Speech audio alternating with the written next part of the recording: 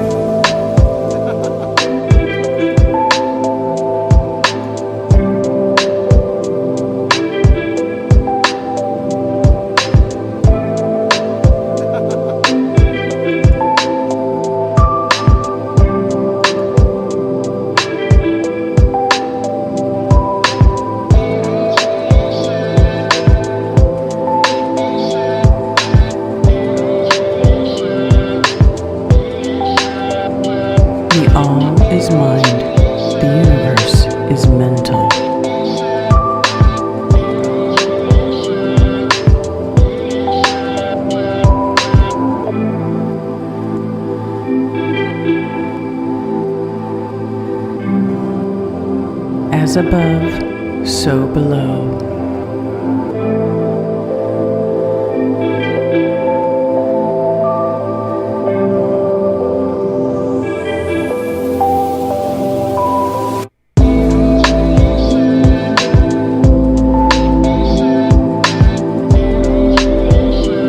Everything moves, nothing is at rest.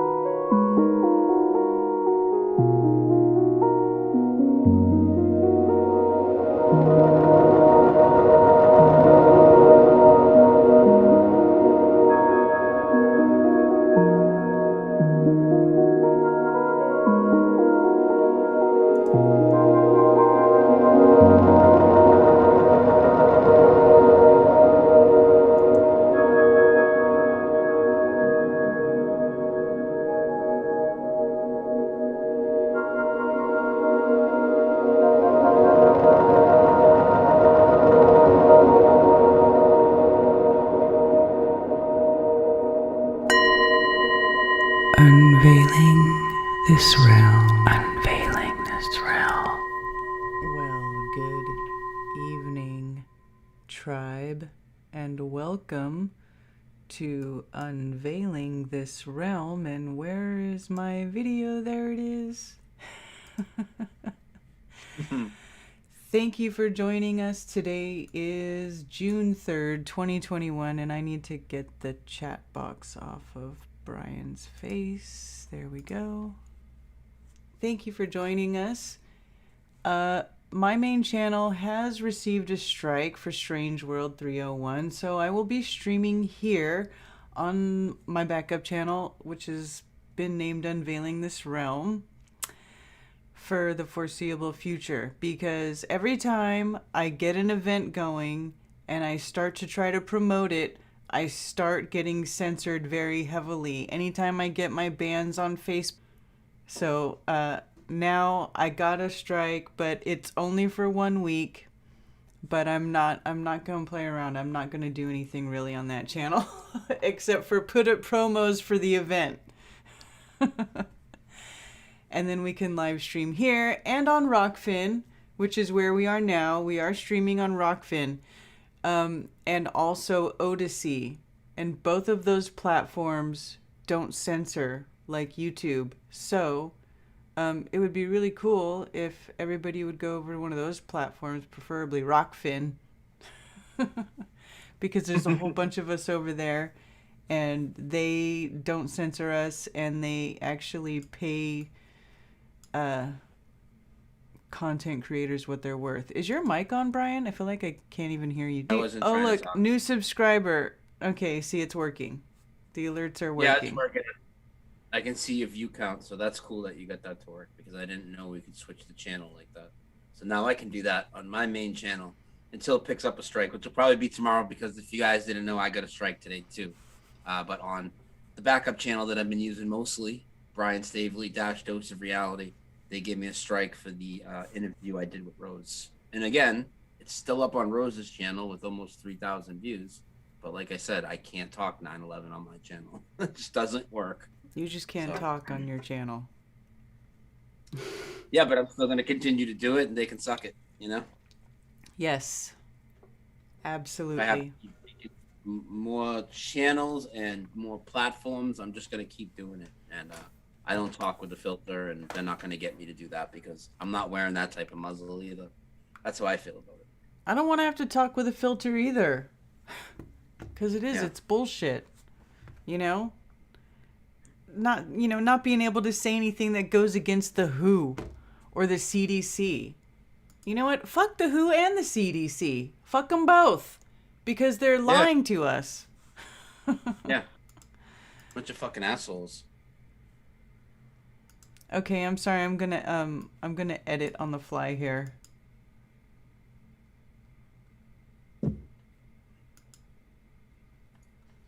Editing on the fly. Yeah. Thank you, everybody, for joining us. I appreciate it. We appreciate it. Yes, we appreciate it. Thank you for following us around. And get off of YouTube. Let's get off of YouTube. I don't even want to be on YouTube anymore. Like, to talk about anything. And then we can't go we have to go somewhere else and upload the videos to a different platform so it can be saved and blah, blah, blah, blah, blah. And it's just a bunch of bullshit. It's a fucking huge waste of time, too. I've wasted so much time in the past, especially past year, just trying to keep things up on different channels. Like, people don't understand. Like, I've had, like, over 200 videos taken down. You know, it's, like, unbelievable. Yeah. So, I don't have any, and my channel hasn't grown in a year either. I had 12,000 subs last year. It hasn't gone anywhere. Your channel doesn't grow at all, you know? Yeah. Mine does, but it's really slow. Really slow. Really slow. And just barely kicked over to 13.9. Yeah. But whatever. Who cares? It's throttled numbers because they censor us. They suck. Yeah. That's why I used to always just do it on my website. I always knew that YouTube would censor the hell. Yeah. For the first couple years, like 2010, 2011, 2012, you could put pretty much anything on YouTube. Media fakery, whatever. But pretty much after Sandy Hook happened, everything started to clamp down. Yeah. I have to thank some people for sending us some stuff to the P.O. box, by the way. Somebody, well, hold on, let me see. I gotta import my pictures. I forgot to import my pictures. My bad. Welcome to the amateur hour. Yeah, well, it's welcome to the unprepared hour, right? Yeah. We do get a lot of goodies sent to us. Yeah. So Rana Lee, first of all, sent me another box with some stuff in it, and it's a whole like a hodgepodge of stuff. So I don't have it all here. It's in the other room. But Rana Lee, thank you for all the stuff you sent. So I am going to hold on. Why can't I? Oops. Excuse me. Cheer up, sleepy Jean. Oh, what does it mean to a daydream believer and a homecoming queen? You know what I mean? That's fantastic, Brian. You're so talented. Thank you.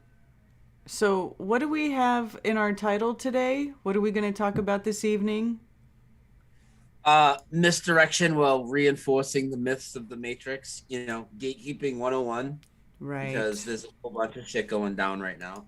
I know you wanted to talk about the UFO and alien agenda, and also we were going to talk about this whole Fauci stupid email thing and all that, which I brought up last night, which is just completely. Why do truthers love emails so much? Why do they think emails are like that's this like beacon of truth? Like, oh, we're gonna get the Hillary Clinton emails. We're gonna get the Hunter Biden laptop. We're gonna get the fucking now it's the Fauci emails. It's a joke. It's so stupid. I don't know. So, I mean, and how long have they been pushing this alien bullshit? And now what is the thing? Did you watch the video where it shows the alien ship surrounding a Navy ship? Did you ever watch that? Isn't that several years ago? No, what is it? It's the one that people keep talking about, like do you know what I mean? No, I haven't. Maybe you should show it. I have no fucking idea what you're talking about. You don't know what I'm talking about? Oh my gosh. Okay, well, anyway, whatever. Forget it. Hold on. I need to share this screen. Okay, so, oops. It's all huge. Hold on. Okay, so here... By the way, thank you, Grounded Extracts. Here we go. This is the picture I wanted to show. Thank you, Grounded Extracts, for sending me all of this really cool... Here, I'm going to make it... can I make it big screen? Let's see. For sending this lovely, lovely package of stuff. My goodness, look at everything that they sent. Look at it. Look at this goodness. They sent red clover oil. Oops.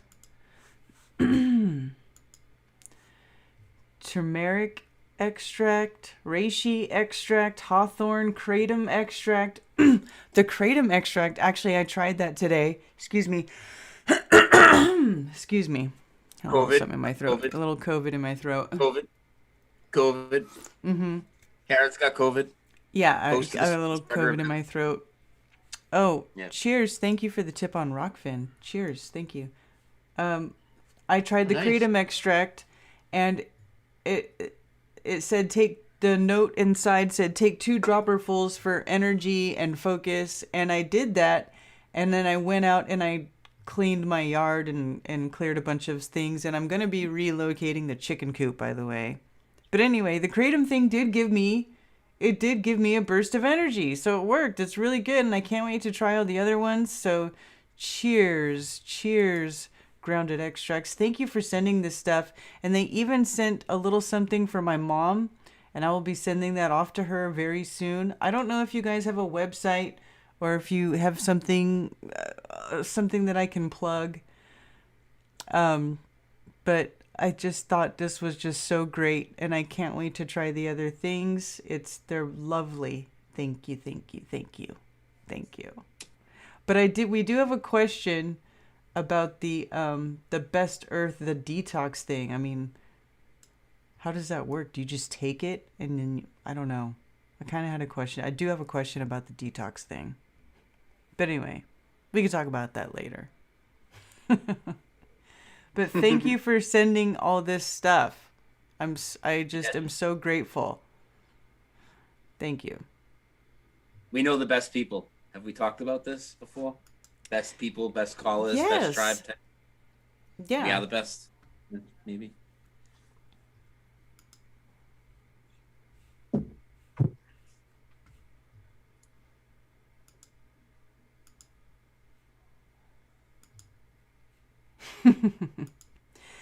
I'm sorry, I got distracted looking at messages. Okay, thank you. So thank you. Shout out to Grounded Extracts for sending that, and shout out to Rana Lee. And I don't know, you had some other stuff in there, Brian. I don't know if you need to mention anything or if it was just other stuff. Oh no, I just had a couple nice cards that people have sent me today. So thank you so much, guys, for sending that. Appreciate that. Christine and Amy, thank you so much. Very nice to open those. So back to the UFO agenda. Yes, back to the UFO agenda. I gave my thoughts last night, and of course I'll chime in as you talk. But what's your take on it? Obviously, we know that aliens aren't coming from space, but do you think that maybe there are some things in the sky that maybe were bound to happen anyways, and they might want you to just automatically dismiss it? People like us. That's kind of where I went with my Project Bluebeam video. What if that's a red herring? So, people talk about, well, we know we're in a supernatural spiritual realm, right? And we've all seen things in the skies, like whether it's orbs or crafts or other things. So why would we dismiss all of our own personal experiences just because we know NASA might deceive us with holograms in the sky? We do need to use discernment, right? Because even though they're going to push the fake UFO agenda, right? And the normies are all going to believe it's UFOs from space. What if there is something that was going to happen anyways in these times?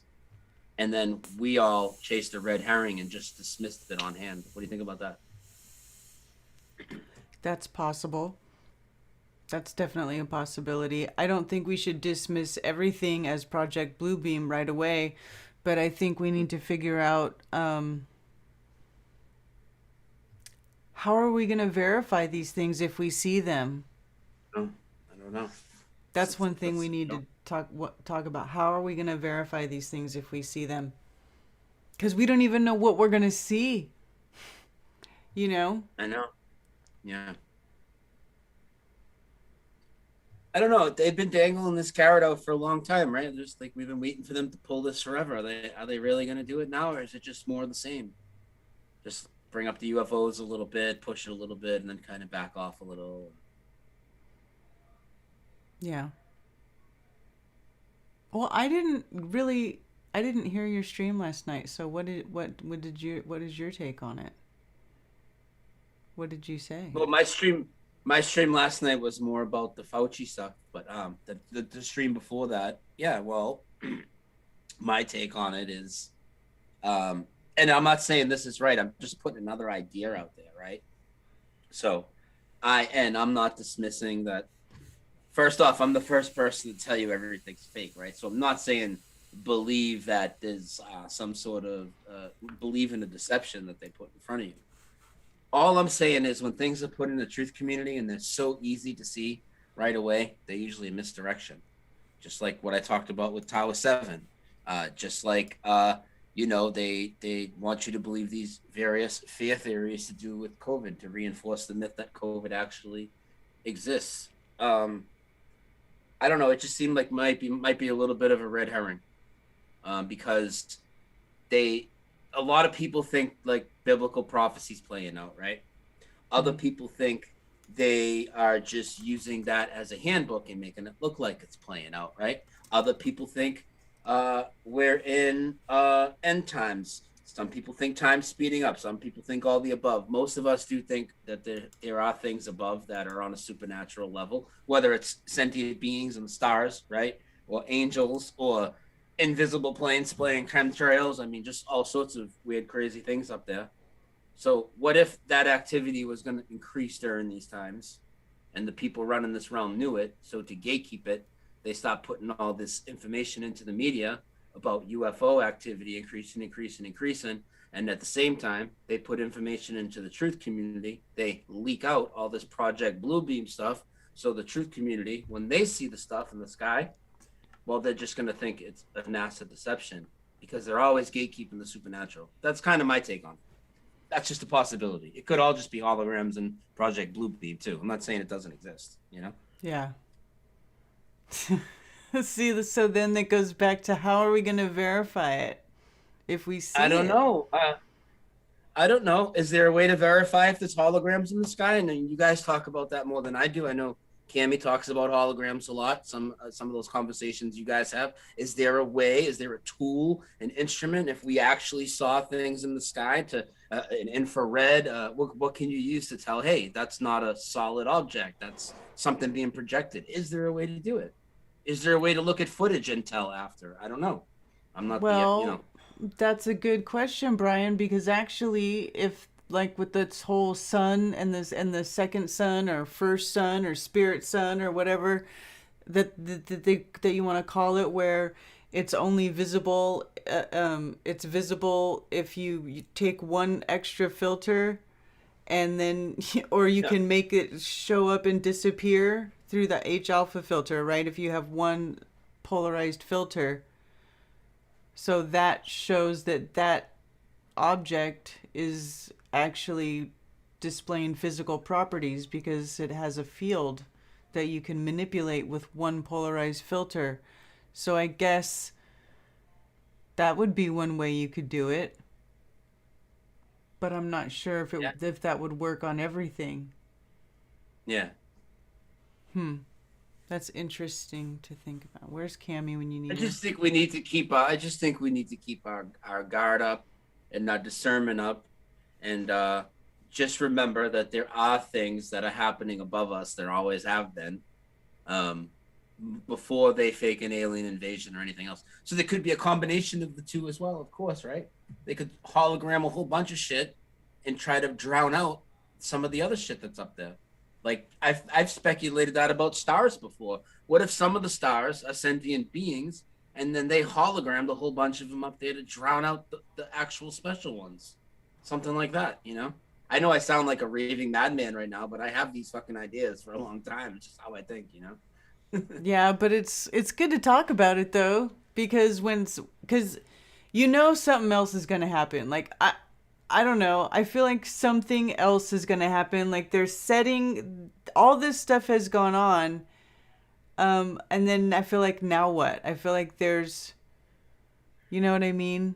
I feel like there's something, there's another, and a lot of people are saying this, the other shoe is going to drop. The other shoe is going to drop. Well, what's the other shoe? Is the other shoe the fake alien invasion?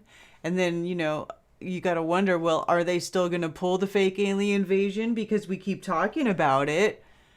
But I don't even think that even matters, like if we talk about it now, Um, because clearly people are so brainwashed that they believe anything, because look what's been yeah, going on for the last 18 months. We can tell yeah, people anything and they'll do it. People walking around with two That's what I'm saying masks too. in the middle of summertime. That's what I'm saying too. They could just put a news story out that there's an alien invasion. You don't have to actually even put anything anywhere. You know, just make some fake footage like 9/11 or anything else and roll it on the screen. Look at this alien invasion going down in New York right now. They're blowing up buildings. And in reality, they're just blowing up empty buildings in a demolition again. Wow, do they even really have to use Project Bluebeam, or can they just project it, or can they just say on TV some place is getting invaded by aliens, and it might not even be the U.S. It could be somewhere else, right? And I think actually it probably would be somewhere else more than likely. It'd be somewhere in the middle. It'd be like somewhere in the Middle East or Egypt or something. It'd be somewhere else where we could watch them all get like lasered by the aliens, and we'd be all, oh my god, are they coming? We're next, you know. And then they could use the Project Bluebeam, right, to show the alien ships after everybody gets freaked out about the bullshit they saw on TV. I don't know, man. Where's the popcorn? Oh god. Well, they might just run COVID again and just, keep that going. Second wave coming soon, Yeah. right? They could just do that easily. Gammy says different materials have different properties, and the reactions will vary, i.e. optical jump in double refractive, but there are many things to look for. Okay, so there are ways that we can try to decipher if things are... I figured there could be. Yeah, we'd also have to have a whole lot of people all over the place with the proper equipment, because you don't know where or when that's going to happen either. So it still would be hard. But Bob says, I'm not scared. We have the Flat Earth Starship Robotham in orbit with its phasers locked on the Saturn Gateway. What? Well, I'd be such a fucking nerd.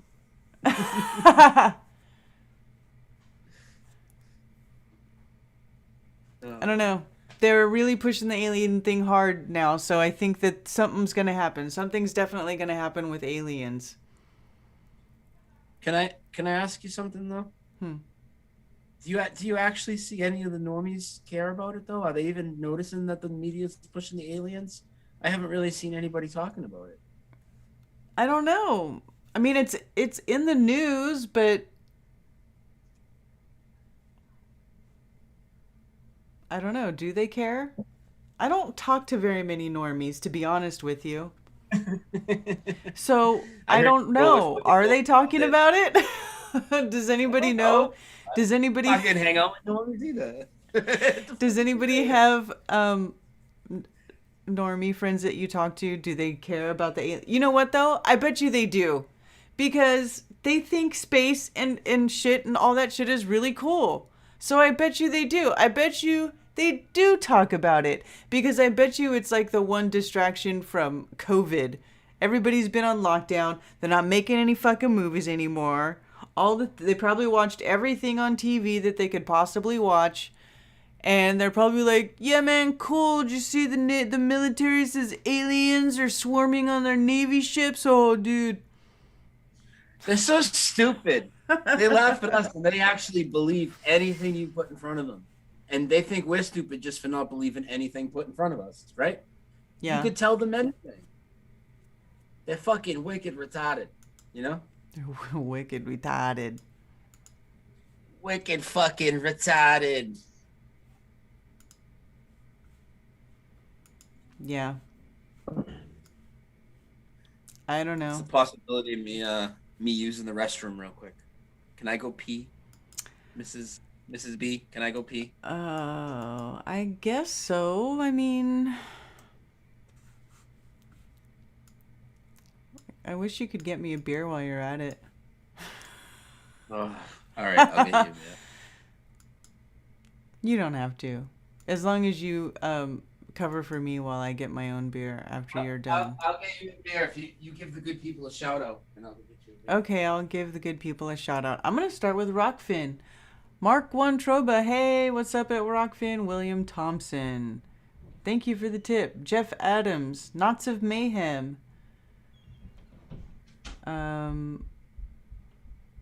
Whirl of Bliss.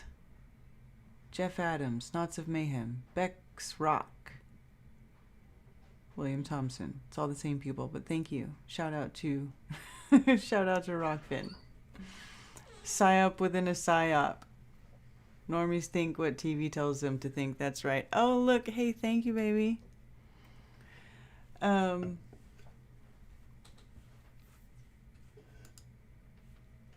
let's go over here to YouTube. MC Hip Chase, Doc Michael, Whale'll be fooked, Captain Rankin, Clouds Behind the Sun, Pacific Northwest 360 Bear, Truth Seeker, Vocal Bear, Ceiling Fan Man, Annie D, Hilf, Young Love 4020, Steffi P, Joey Butts. Karen, will you give the chat a quick shout out? Yes. Zulu 1, Christian Soldier. Here, let me move the chat over here so I can look more at the camera. Truth Be Told. James in Germany, Waters Above. PRD 004. The Truth. Emissary 35. NH Guy. Grounded Extracts. Shout out.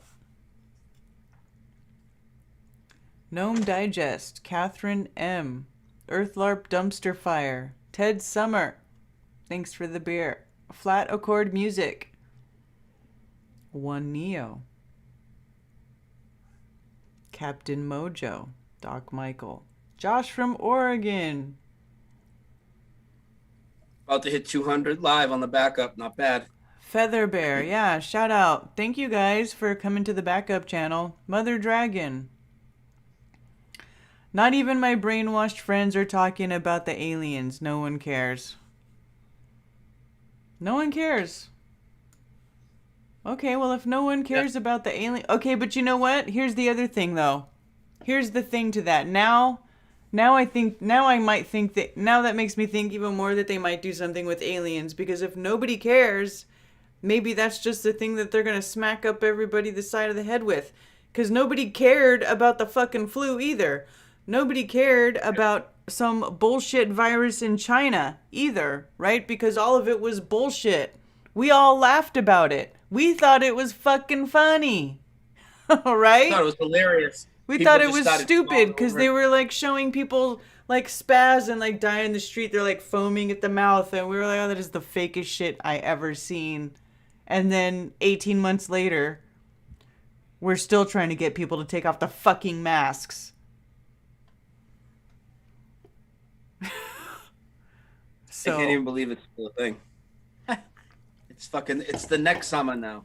We already went through one summer. There's going to be people that are wearing them through 2 summers. Yeah, I don't know. Yeah, I mean, they're fucking morons, but still, it's terrible for the kids, you know? Fucking terrible. It is terrible. But, Karen... Go ahead, so you're going to say?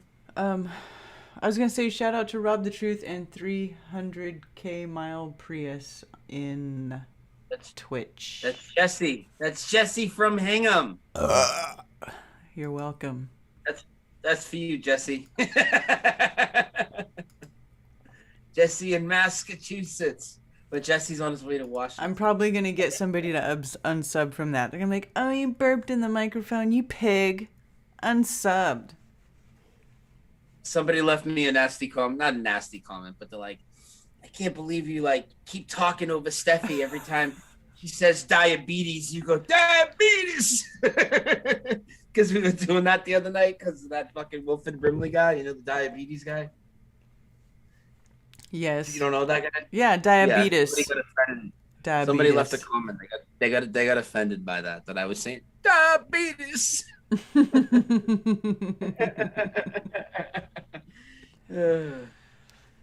Oh, well, did you hear the virus is real again? The virus is real again. Yeah. According to even people in the so-called truth community, the virus is real again. When did the virus become real again? Oh, the virus became real again when, supposedly now there's that they got the emails of Fauci this time. Now it's not Hillary Clinton's emails, it's Fauci. They got Fauci emails, and right in one of the emails, person writes to him. He's like, "Hey Tony," he calls him Tony too, right? "Hey Tony, want to hear how the virus was created in a Wuhan lab?" And then it just starts listing off all this process of how they made it, like all this fucking ridiculous nonsense to make people run with it. And I've seen people that know that this shit is all fake, or I thought they knew this was all fake, and now they're talking about Fauci's emails and how this was made in a lab. Well, Right. if it was made in a lab, Karen, have you heard ambulances all year? Have you not been able to sleep because the sirens have been just wailing all the time, pushing people to the ER? No. You when you go out for a walk in the morning, you and Remy and shit, you like trip over bodies and stuff like that? No.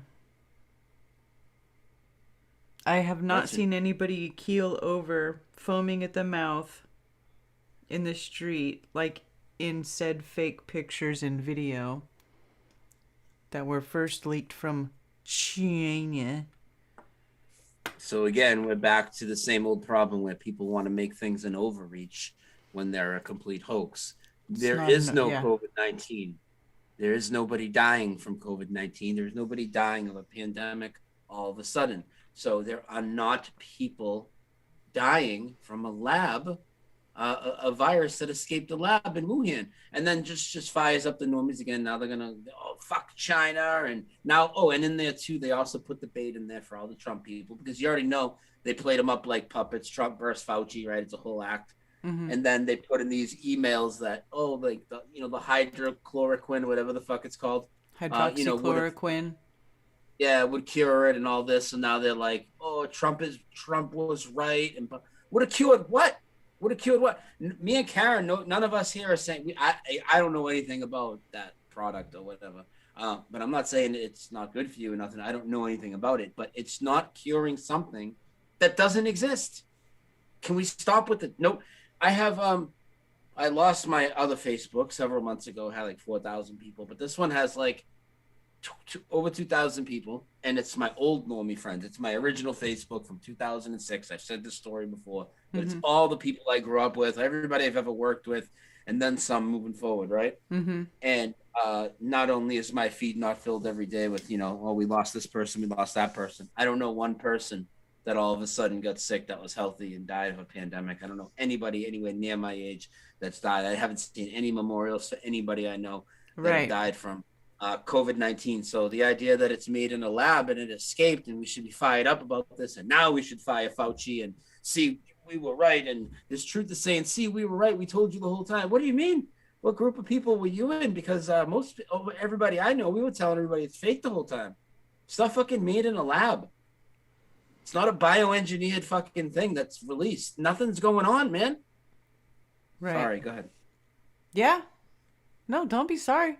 But yeah, I mean, and I don't even know 100%. I can't even say for sure that very, very early on that I didn't say it wasn't made that it didn't say it was made in a lab, because we all learned this last year that, I mean, for the majority of us who hadn't looked at this before, that germ theory was all bullshit, and that there is no virus that has ever been identified, singled out, genetically mapped, photographed, proven to be caused as a contagion. It has never been isolated and then put from someone who was sick into somebody who was not sick and then caused disease. This has never actually happened.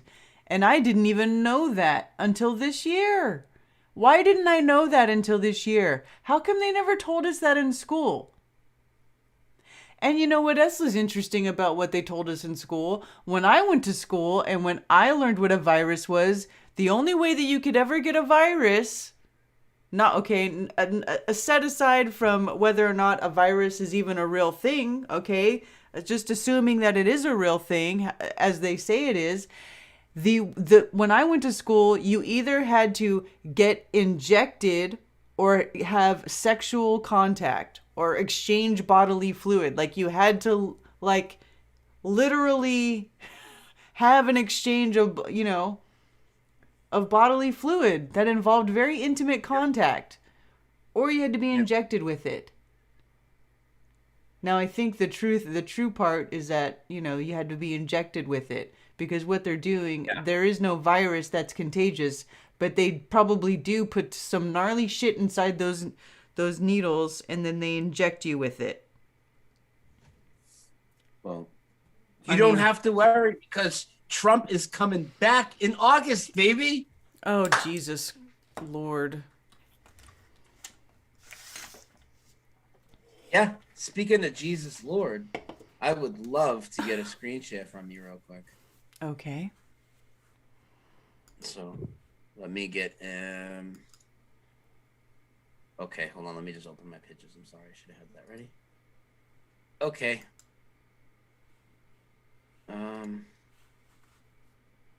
Are you doing sharing screen? There we go. Yeah, because I just wanted to show you some of the memes going around. You see my screen? Yep. So this is a 2-for-1. 2-for-1. You see it? Why is this a 2-for-1? Well, because we're going to make fun of the people that saying the emails are out. And he's also quoting a Mandela affected quote. We're going to need a bigger boat, but now it's you're going to need a bigger boat, but we're going to need a bigger narrative. The emails suddenly surface. Okay. Next. So these are all truth that's passing us around. They're all fired up about the emails that say it was made in a lab and that hydroxychloroquine cures it, even though it doesn't exist. But let's bring Trump back, because he's coming back in August. Some of the flat Earth channels are talking about. It's amazing. No, the Earth is flat, but we're going to talk about Trump still. Fauci still wants masks, so you can't read his emails. Oh, God. I'm just going to jump out on head on this one and say, I don't think Fauci killed himself. Me reading Fauci's leaked emails after losing friends and being told I'm crazy for a year because I said he was a fraud. Yeah, he is a fraud. Me and Karen aren't saying he's not a fraud or a piece of shit. But really, in reality, he is those, but he's also just an actor playing part of the role. But at the same time, fuck his emails, leaked emails, Freedom of Information Act emails having to do with Fauci. And I mean, come on, you guys believe that? Talk about taking the bait, man. What is They wrong are with leaked emails, leaked by the fucking government to string you motherfuckers along into more bullshit. That's what these leaked emails are. Yep. And you keep buying into the system, right? Now what's going to happen? He's going to get prosecuted. Is that what people think is going to happen?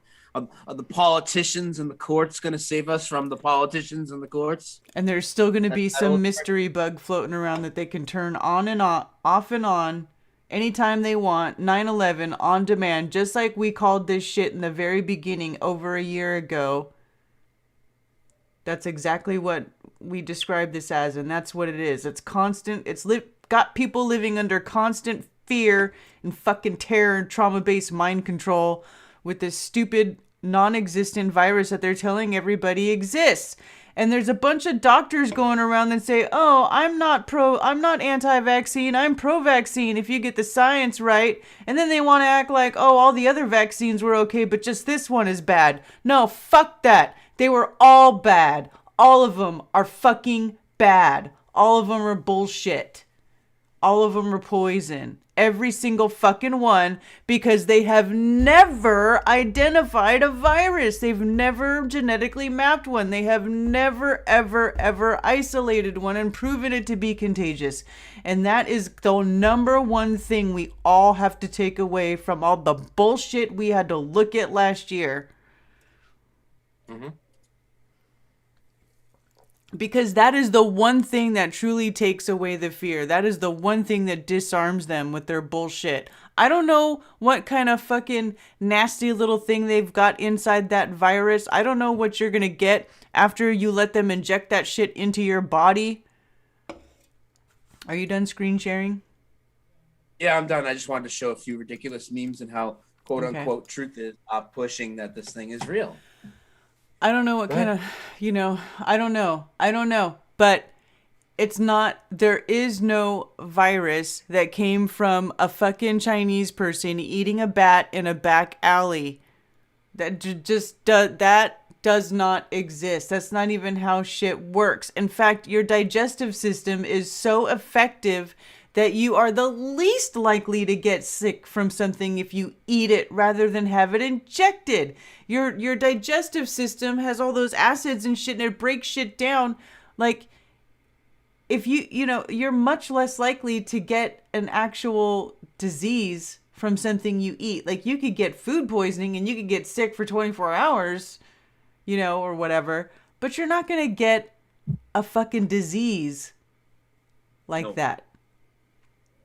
It's ridiculous. This is ridiculous. People pushing COVID is real now after all this. The cure works. Asymptomatic people really aren't that dangerous. No, there is no asymptomatic. This whole fucking thing is fake. I just can't understand how people buy into it. And then still, I'm seeing the rise of the Trump truthers. They're coming back around, dude. They're coming back around to infest what was the truth movement with fake fucking politics. Fuck that. Fuck your fake politics. Fuck your Trump shit. Get the fuck out of here. I heard one channel last night say that Trump's coming back in August, and there's never been anybody hated by the media so much, and he's for us, and that they actually tried to kill him with a drone that shot a bullet at him, but his life was saved because he had just put a bulletproof window on that part of his vacation house or something. All this nonsense. I watched The Truth with 50,000 subs last night. Start Googling perps arrested by military during his live stream and start reading that out like that's real news and just pushing it's just, wow. Who are these people? Where did they come from? And how did they figure out that the earth was flat? That's what I'm wondering. And if they really did figure out the earth is flat, how do they still believe in politics when there's 50-something countries signed on the Antarctic Treaty? All the fucking nations with the so-called space agency are in collusion with each other. And it's obviously one big script. And if you never knew that, never mind just the globe deception. Look at COVID. Look at this past year. Obviously, every fucking nation is in collusion with each other. Everything with COVID, from the stickers to the social distancing to fucking everything, rolled out all fucking lockstep. Every nation in the world, you see that go on. You see them faking space. You know about the Antarctic Treaty. You know all these things. And then you're going to go back to Trump and tell people to vote for Trump. Trump's a good guy. Don't forget, Karen, because Trump is bringing out the flat earth truth. And that's why he started Space Force. Remember that one? Yes. Hey, and the hospital ships were rolling up in New York City in the first month or so of COVID because they were going to rescue the children out of the fucking tunnels, all the molested and kidnapped children out of the tunnels. And that's right. The hospital ships that were all the children that were coming out of the tunnels in Central Park to get rescued onto the hospital ships. Yeah. Fuck the Trump shit, dude. Fuck any politician. What the fuck are you? I don't know why. I don't know why anybody hangs on to any of that bullshit. And then here's the thing: people go, "Oh, the media." The media hates him so much. The media has never hated anybody that much. The media has never hated anybody that much. Okay, meanwhile, you dipshit motherfuckers in the news, what do you see? William Shakespeare, the man who got the first approved COVID shot, is dead. All the world's a stage, okay? All the world is a stage.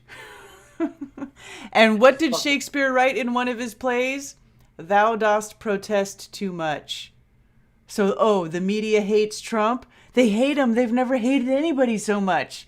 Oh, well, maybe they protest too much, and maybe it's just a big pile of fucking bullshit.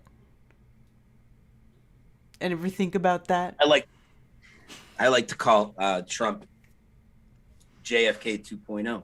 Because I also still hear some people say JFK was the last real president we had. No, we never had a real president. What's wrong with you? Do people really think? So let's put a perspective on it, right? Hold on. So globe deception. Goodwood 216 says Dean Odell still believes Trump and Q. Laugh my ass off, and I just had to say that because Dean Odell is a dumb son of a bitch. And I brought up the point last night. Isn't it funny how all the fucking channels that go against the Mandela effect are also all Trump truthers too? Dean Odell's another perfect example. Thank you. It goes hand in hand. So let's talk about the globe deception for a minute, right? You cool with that? Mm-hmm. So yeah, the globe deception we all know goes back further. At least we think, right? Goes back further than the alleged birth of the United States as a nation, right? It goes further back than that, right? It goes all the way back because we don't live on a globe. So as whatever old age you think the Earth is, I mean, the globe deception goes hundreds of years back. It goes back before the United States. So knowing that there's the globe deception and people are all in collusion already, do you really think that when the government of the United States was formed, that there were legit presidents at some point that weren't controlled? No, of course not. It's been a completely controlled thing the whole time. So JFK, if you look back at JFK and people say, oh, well, he taught, JFK was what Trump is now. They made it look like he was not, they make every president in the mainstream look like he's for the people. That's what they try to do, right? But then what they do is they try to make it look like JFK had this like conspiratorial sort of mind talking about secret societies and this. And people are like, oh, he was for truth. He's the one that fucking shoved the fucking moon landing program forward. So get the fuck out of here. I mean, he's the one that got Apollo the gears rolling. Give me a break with that. And Trump is JFK all over. He's just repackaged. Back then, that type of appearance and attitude and stuff and swagger of JFK and whatever, that's what people liked. Now people are so fucking, Trump's like that type of character. They love that. They love reality TV. Trump's a fucking reality TV star. He's an actor, and they love it. And they buy it every year. And watch, 2024 is coming. It's going to be DeSantis, the guy in Florida that everybody thinks is a fucking hero right now. Make no mistake, he's another fucking actor, okay? And he'll probably be on the ticket with Trump. And you'll have those two fucking clowns. And you'll have an half the truth movement telling you, oh, but he was fucking anti this and anti that. The politicians are never going to save us from the politicians. You have to totally fucking get that out of your mind. They're never going to do anything for us. Never. Maybe somebody like in your local city, sure, you can get some things done. Go to a fucking city council meeting. Good for you. Go talk to your local mayor. But any fucking governor of any of these states, anybody running for president, anybody that's a mayor of a major metropolis, do you think that guy in New York that's trying to get you to take a vaccine and he's offering you a chocolate shake and french fries, do you think that guy's not an actor? Of course he's an actor. How about the lady that looks like Beetlejuice in Chicago, that mayor? Do you think she's legit or do you think she's an actor? Of course she's an actor. How about Governor Newsom in California? You think he's legit or he's an actor? He's a fucking actor. They're all actors. They're all actors. And when speaking of Governor Gruesome, when he fucking goes out into the restaurants and is sitting there in a big bunch of people after he tells everybody else to stay home for Thanksgiving and to not have a bunch of people over and to wear a mask at your own fucking house and to put your mask up and take it down and then take a bite and then put your mask back up. Meanwhile, that gluttonous pig is out there with all of his rich friends at restaurants eating, drinking, having a good time, sitting next to each other. Just like Fauci when he went to that baseball game and he threw that whack-ass pitch that was fucking nowhere near where it was supposed to go because he's a retard in an empty stadium because nobody was supposed to go to these stadiums because everybody was on lockdown, but he can go to the stadium and hang out with his family in the whole fucking stadium alone and then take his mask down, and that's okay? All these people think that they're better than us. And what do they want? They want everything that we built so that they can have it all to themselves without us there. Do you get it? Do you get it? Now that we've built up this great infrastructure, now they want to get rid of us so that they can enjoy it without us there. And you know what? They think they're better than us. And you know what? Fuck them. Fuck them and fuck this shit. And everybody needs to stop putting up with this shit. And the reason they all do it is because they know it's fake. Oh, this is why they go out. That's why Pelosi goes out and gets her hair blown out. That's why Fauci goes to the stadium. That's why Gavin Newsom goes out to the restaurant. That's why they all do whatever they want, because they all know it's fucking fake. Every last one of them. They all know it's fake, and all the plebes don't. You just believe that bullshit lies that are put on the box in your house, and you don't question it. They completely know it's fake. 100%, no doubt about it. They completely know it's fake, and they are completely running a script. And somehow, some truthers forget that it's fake. Unbelievable. Unbelievable. People pushing Trump. Yeah. Fuck that. People are a joke. And we still have our own people who should know better, still putting their hope in Trump. Trump doesn't give a fuck about any of us. None of these people give a fuck about us. And I don't understand why anybody still talks about these assholes. Oh, Trump back in August? Hey, you know what? Even if Trump does come back in August, fuck Trump. Fuck all those politicians. Because he didn't do anything the first 4 years when he was here. What did he do that was so fucking great? What happened while Trump was in office? Oh, I don't know. COVID broke out on the world. Everything got shut down. The free world got shut down under Trump. Hello? And then what happened? And that happened on 3/11. On 3/11, the World Health Organization declared the pandemic on 3/11. And then what happened on 3/22? Trump signed the 5G fast track bill. You dumb assholes. Stop looking for Trump to save us. Yeah, Trump's Nobody's going to save us but ourselves. And you guys, here's the thing. We are totally capable and more than powerful enough to do it. Just pull your head out of your ass. All you have to do is pull your head out of your ass. I'm so sorry. It's all right. All you have to do is pull your head out of your ass. I was talking about this a lot last night. Like, I see two things that are killing me. I see flat earthers pushing Trump, and I see Mandela effect channels promoting the vaccine. My God. And you know some of them. I've sent you images. I mean, literally promoting it with their vaccine card up and their mask on and everything, and constantly talking about it on their shows. And it's like, wow, these people are, really gone in the head. And I have my suspicions about some of these people as well, honestly. Some of these people promoting the fucking vaccine all over fucking Facebook and all over YouTube. And I've had some suspicions about some of these people for a while, so I don't give a fuck, you know, and I have already said it. So it's fucking absolutely insane. Do you want to take play a song and come back and open some phones? What do you want to do? Sure. Look, I got somebody freaking out saying, change your category. This is Rocket Arena, not politics on Twitch. Well, you know what? If Twitch would let me change my category through OBS, then I might change it. Otherwise, it's just going to be whatever it defaults to. I don't care. You can go cry about it somewhere else. Yeah, don't watch if you don't like it. But if you want to learn something, you can Twitch learn sucks anyway. Nobody watches me on Twitch because I don't have my boobs sticking out and I'm not in a fucking hot tub. Okay? I mean, seriously.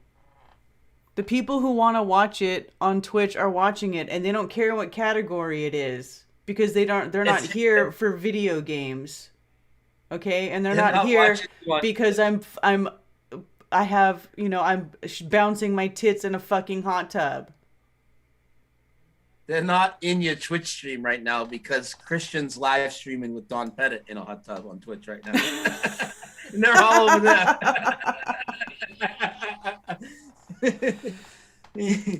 Oh, you guys are terrible. Oh, whew. I'm just so done. Get a song? Huh? Yeah. Do you want me to get a song or do you have one? I don't. Well, let me see. Do I? I don't know. I don't. You can do one if you want. Would you like? Right. Well, actually, wait. Hold on. All right. Let me...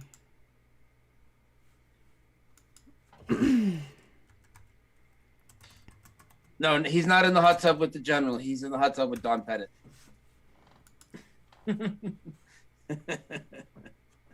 You guys are terrible.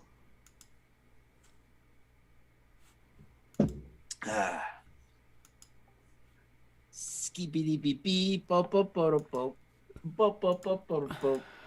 So, Oh, by the way, speaking of Christian Nap, Saturday night, 10:30 p.m. Eastern, 7:30 p.m. Pacific, Patreon stream. Me, Christian Nap, and Sailing Fan Man, and possibly another guest or two. So anybody that signed up for the Patreon, $5 a month or more will have access. Thank you very much.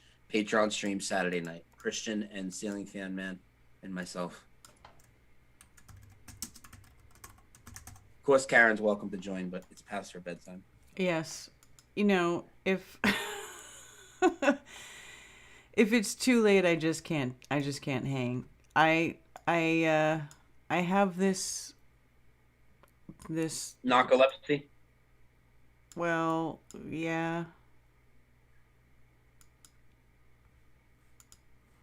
Hold on. Where's Christian? Yeah. Okay.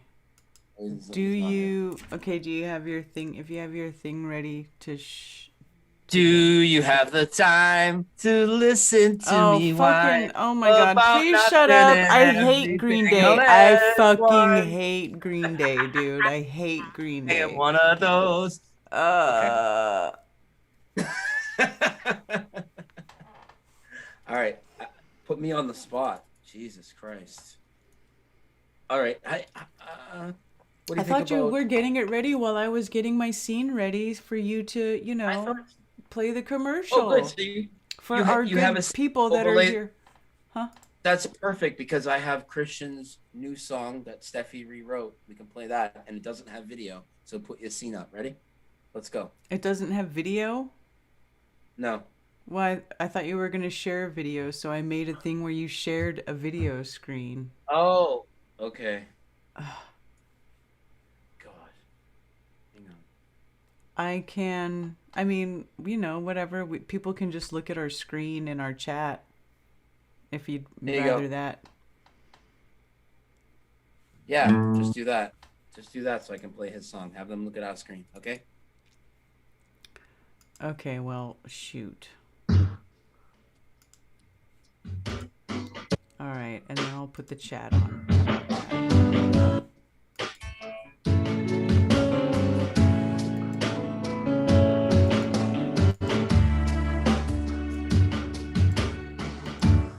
Watching the world wait,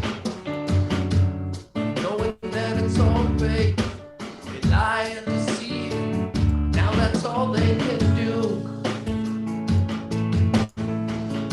Leaving the matrix, dropping the old scripts. Time to move on now, but what can he do? Staveley's gonna leave behind this shifty Centerville, seeking some truth outside of four walls. And the souls on the plane who have a functioning brain, 'cause they know we don't live on a ball. Now he's back ranting about the moon landing. Nothing secure but the crap on YouTube. But he's such a cutie when he shakes his booty. Now we're all here 'cause we know it's all true. Staveley's neighborhood has changed and now it's Centralville. Sure they all knew it was never about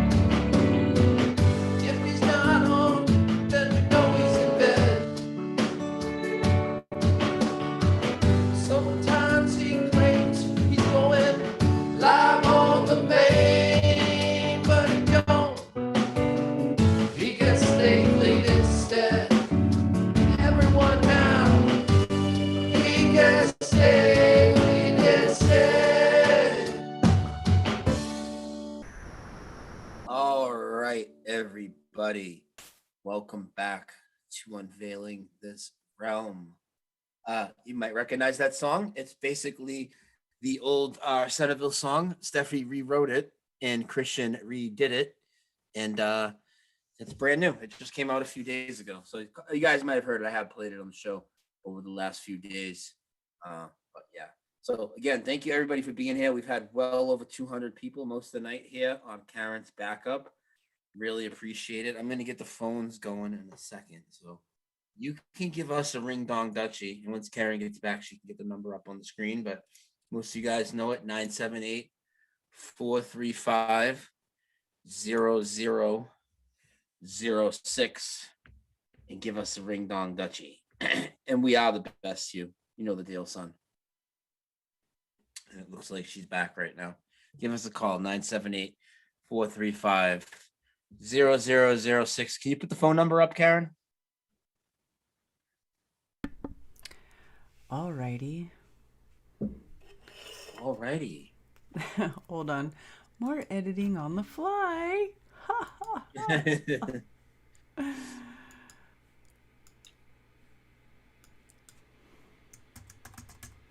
Give us a call. Ring a dong a dutchie. Oh my what is it? 978-435-0006. Just ask me our phone number.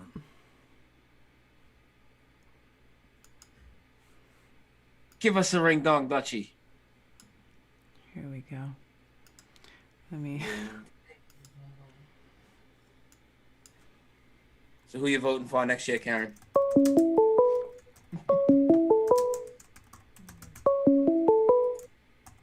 Unveiling This Realm. Hi guys. Yo, who's this? This is Larry from Indiana. Larry. Sorry, I didn't recognize your voice. What's going on? Well, I keep pondering these things, Pinky. Bible changes, you know. Mhm. I posted some pictures of my garden. You know, I had a tree out there that I planted several years ago. It was a pecan tree. Now, I got one round of pecans off of it, and then it was a peach tree. Now, this year, it's loaded. Yeah, I told you that. Yeah. Wow. But I posted pictures of the garden to your Dose of Reality Telegram group. Mm-hmm. Also tonight I posted from Pinky and the Brain, the flag with the red stripe below the blue field. Mm-hmm. Yeah, Animaniacs, they've actually had one of the characters with dressed up as Statue of Liberty, you know, Dot with the torch in the left hand. I found the double dollar signs on one of the Animaniacs and posted to the group. Oh, wow. Sam Neill had 2 L's this year for me. I found that in Peaky Blinders series. So I'm trying to figure all this stuff out. This has to be the creator. I mean, it has to be the creator. So why all the Bible changes? Was that not his book? Was he displeased with it? Is he changing it? I'm well, maybe, that could be it. It could be maybe he's letting you know it's corrupt, or it could be maybe it's not just the creator and there's some pull coming from the other side, and that's what's changing it, you know? I think it's definitely something that people should be looking at and trying to figure out. These things have to be the creator, these upgrades in the physical body, the rib cage, that has to be. Heart. Yeah. Of course, man. The body changes. Moving the heart to center mass behind that rib cage. I mean, all these things are upgrades. Nothing's bad about it. No. But I'll tell you something. I'm almost 60 years old now. I've smoked grass, drank alcohol, whip it, nitrous oxide. But Hippie crack. One thing I did. Hippie crack?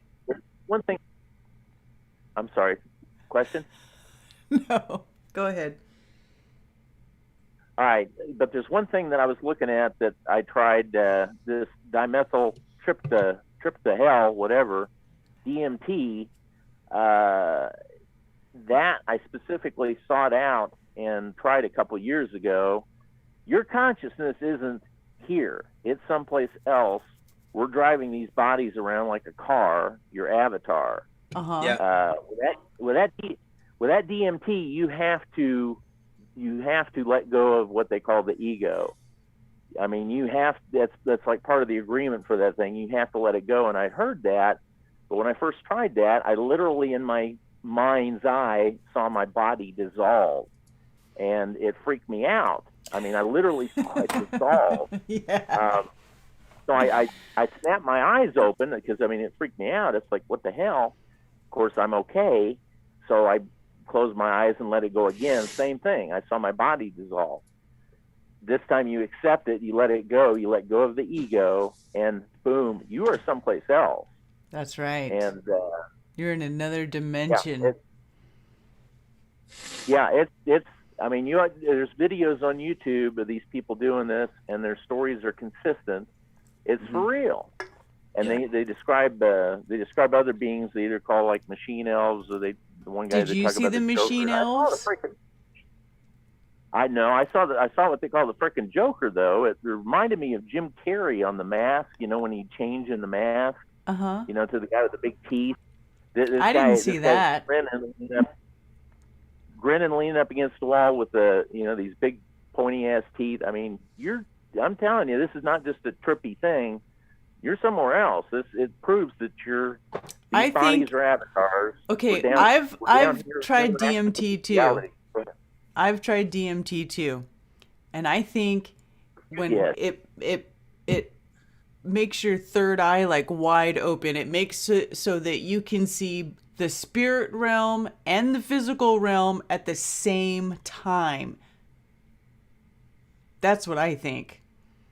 That's what I think I'm seeing. I'm seeing the spirit realm, the realm, like how this realm works, the sacred geometry, the behind the scenes, and the physical realm at the same time. Does that make sense? Tell me the colors you saw. What colors did you see? All of them? I don't know. Everything? Right. Huh? One thing that struck me was I saw predominantly a lot of geometric forms, but it was this hot pink color, like one of the television commercials. But I mean, it's I'm telling you, we're in this realm, this reality, to interact with this physicality, to learn. Yep. Yeah, man, this is a test, dude. That's what I say. This is like a choose your own adventure book that God puts out in front of you, you know? And obviously these people wearing masks and all that, they're not making any decisions, you know? They're not going to pass. I'm just real curious, does he have a controversy with the Christian Bible? Is that why it's changing so much? Or, I mean, it's changing a lot, Yeah. So, and I never paid much attention to it before. Like I said, when I was 9 or 10, my mom kind of shoved me toward a Baptist church in Indiana here, and I went for a while. But, they were kind of hypocritical, the typical crap. You didn't pay much attention to it. But now I'm seeing all this. Yeah, this has to be the creator. You don't like the term. I totally agree. I do. And I said that, and that's what makes me mad, too, when people try and build us with straw man arguments and say, oh, well, you think it's this, and these people think it's that. Well, when we say we think it's the creator, well, we can't think it's the creator, but you ask anybody that thinks that the earth's flat, they'll tell you it's from the creator, right? Well, who created the earth? God. Okay, well, who created the rules of this reality? I'm saying God.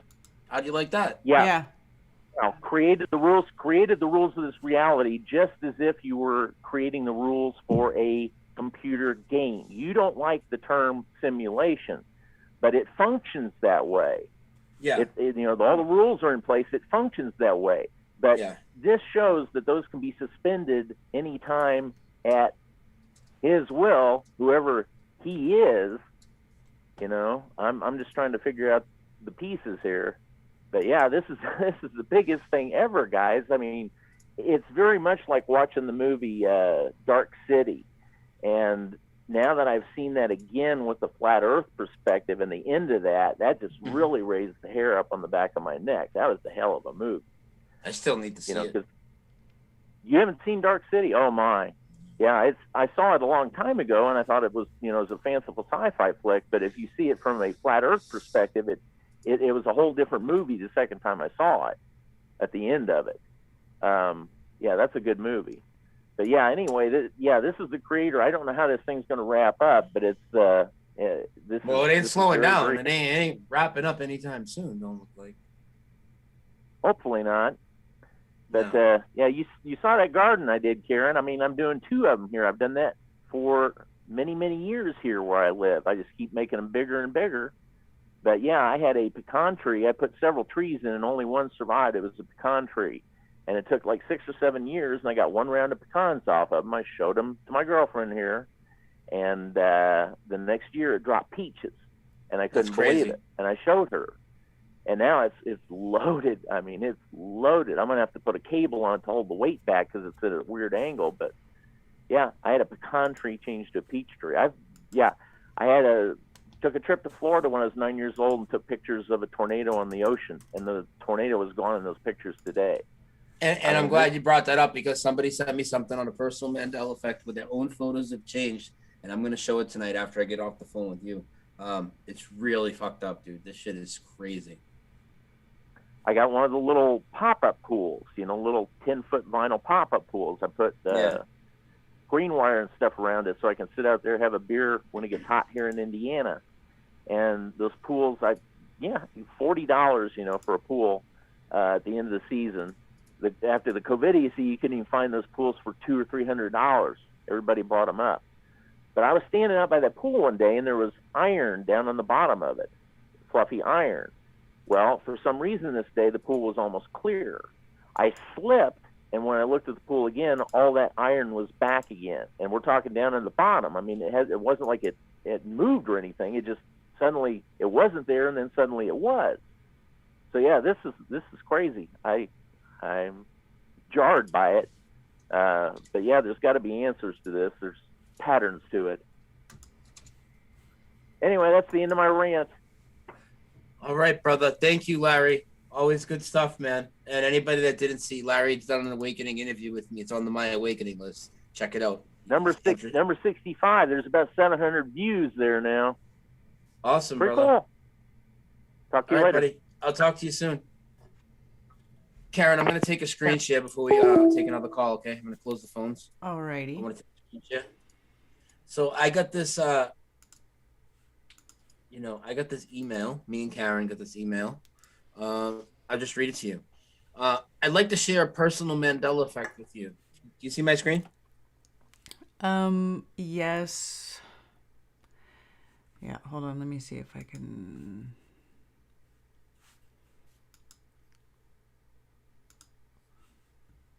Okay, go ahead. Oh, can you slide it over a little? Because it's cutting off the image on the left-hand side. It's coming through the YouTube feed. I have to change the whole thing. Hold on.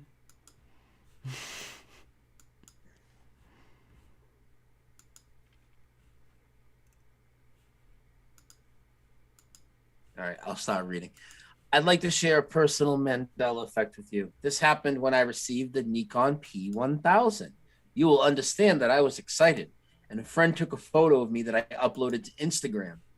A year later, I was looking at my photos and noticed the camera was in another position. I remember, and all the people who saw the photo at the time too, that the camera was on my legs. I am actually pointing towards my legs where I had the camera. Now the photographic evidence indicates that I took a meaningless photo, pointing with my fingers to my lap where I have nothing. I think it is necessary to talk more about the personal effects, because who would be interested in modifying something personal that does not affect anybody else? I am convinced of the effect.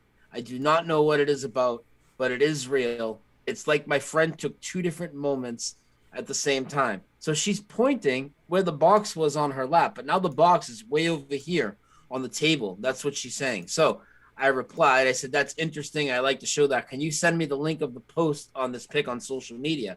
That way people don't say, well, she just photoshopped the pic and sent you this, and you Mandela people are stupid, blah, blah, blah. Mm-hmm. So she said, sure, it's in Spanish. I live in Mexico City. So you open up the Instagram in Spanish, okay? And when you watch this, you can see right here, if you translate this person in Spanish, I did translate it. Hold on, I'll show you what it says. He calls it right out. And this is almost 2 years ago, and he says Mandela effect. The camera was on your lap. So I will open up Google real quick.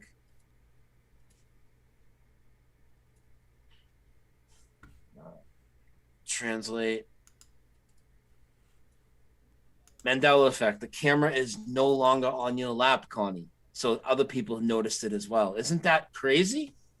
That is crazy. Skeptics of the Mandela effect and doubters, I know they're all going to say all sorts of things, but I mean, Larry just talked about stuff like this. I've had stuff like this happen. Karen has had stuff like this happen. I've had a personal effect happen as well, yes. So this lady, woman, has this huge, because we know how big the P1000 is. She has this huge P1000 box. She thinks it's on her lap. She's pointing at it. It was on her lap. But now this little glitch in reality, whatever it is, whether you think it's God or a simulation or CERN, or we're all on the same side here, you know, like we're all going through this. This reality is shifty as fuck. And I just wanted to show this because, well, who else would be showing this? We should show this and we should talk about this stuff. And we're going to continue to share our experiences and not worry what the idiots and the peanut galleries say. So wanted to share that. Interesting, right? That is. And I'll give you guys the Instagram posts for anybody that thinks I doctored and faked and made up the Instagram page. There you go with its original comments from 2 years ago. So thought I would send that in. While I have a screen share up, I have a couple pieces of residue I'd like to go through real quick, just real briefly. Okay. Anyone that missed this one last night on my show, I'll bring this image up real quick. Hey, friends. All right, so obviously we have Peggy Hall here. Karen, what's Peggy Hall known for? What does she specialize in talking about? Law. Regarding what though? Like your rights in regarding this whole COVID bullshit. Your rights as far as your masks, vaccines, anything that anybody might try to impose upon you for any of this bullshit, draconian, tyrannical fucking bullshit. Cool. Let's hear what she has to say, because I would consider she would be sort of maybe an expert in that field, right? Let's have a listen. Hey, friends, it's Peggy Hall here from thehealthyamerican.org. One of the most common questions I get is about HIPAA, H-I-P-P-A. And people what is that, Peggy? Hey, friends, it's Peggy Hall here from thehealthyamerican.org. One of the most common questions I get is about HIPAA, H-I-P-P-A. H-I-P-P-A. That's a Mandela effect. HIPAA is no longer H-I-P-P-A. It's H-I-P-A-A. And if anybody would know, it would be Peggy Hall. This is the area she researches the most, right? And she has the same memory as the Mandela effect people as well. So fantastic residue right there. I got like 2 more pieces of residue. This is a bridge in Charlestown, West Virginia, with this beautiful display of the way the American flag used to be, but they say we're all crazy. Red stripe under the blue. The amount of residue is insane. Red under the blue. Red under the blue. And then the Democratic National Convention 2020. Well, they got the red under the blue. And they're fucking Satan worshipping goat head D. Somebody sent me this today. Residue for King Tut. I just did a video this week on King Tut's headdress. This is what I remember King Tut like, with the snake on his headdress. If you look at King Tut's now, his actual headdress has been Mandela affected. This is not an American thing. This isn't a media thing. There is now a vulture next to the snake. He has 2 things, and it's not symmetrical on his forehead now. So thought I would show that, and we can go ahead and open up the phones. 978-435-0006. And let's get some more calls. We can take a bunch of calls now. That's all I have to present tonight. Phones are open. Ding dong dutchy. Ding doozle. Oh, that sounds refreshing.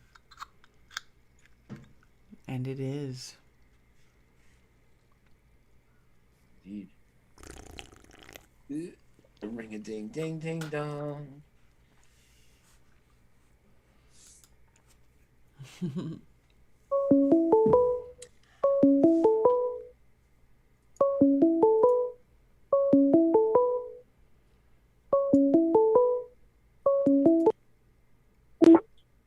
Unveiling this realm.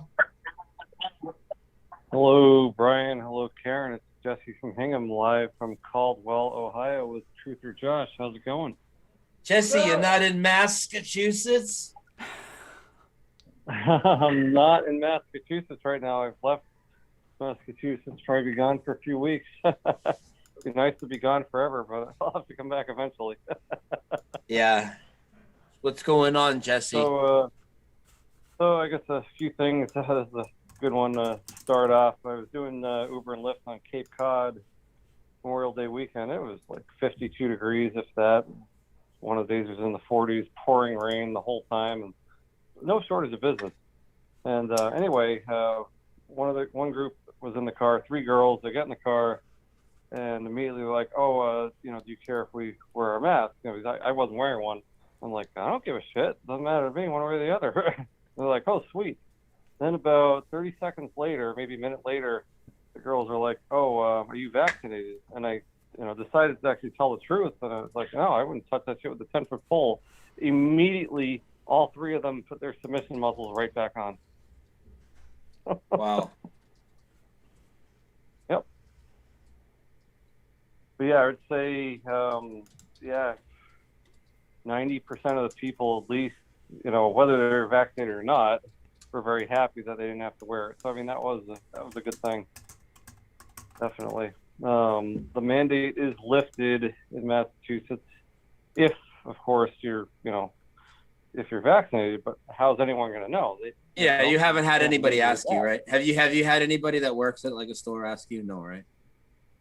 No one actually at a store. The only person that asked me was, like you said, those 3 girls. Yeah. And that's ridiculous that they would do that, but yeah, nobody's going to be. Yeah, and then like I said, they immediately put their submission muzzle right back on. Let's see. No, there was one other customer, was a guy that asked me, and I decided to lie in that case. I just wanted to see what happened if I lied. So I was like, "Oh yeah," and the guy's like, "Oh, right on, brother."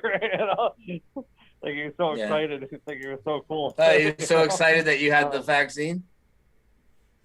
Yeah, like that. I lied, saying that I did.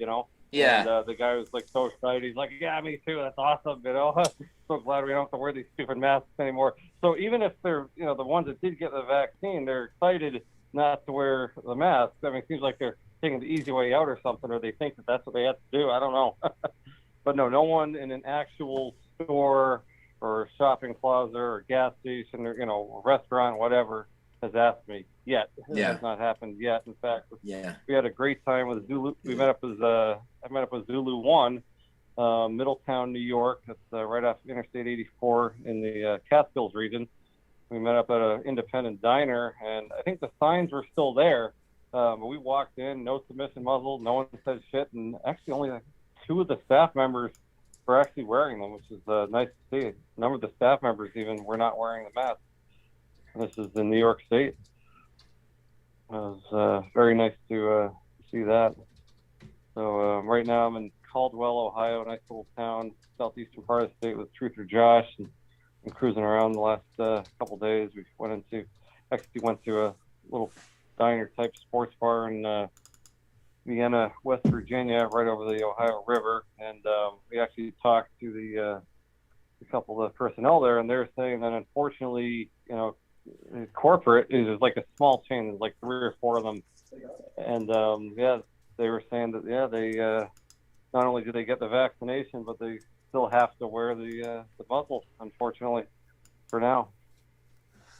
So I see people without a mask now, and I keep forgetting it's only because they have the vaccine. I'm like, "Oh, Ted, look at all these people in here without a mask." He's like, "Yeah, those are the ones that got the shot." I'm like, "Oh, fuck." Yeah.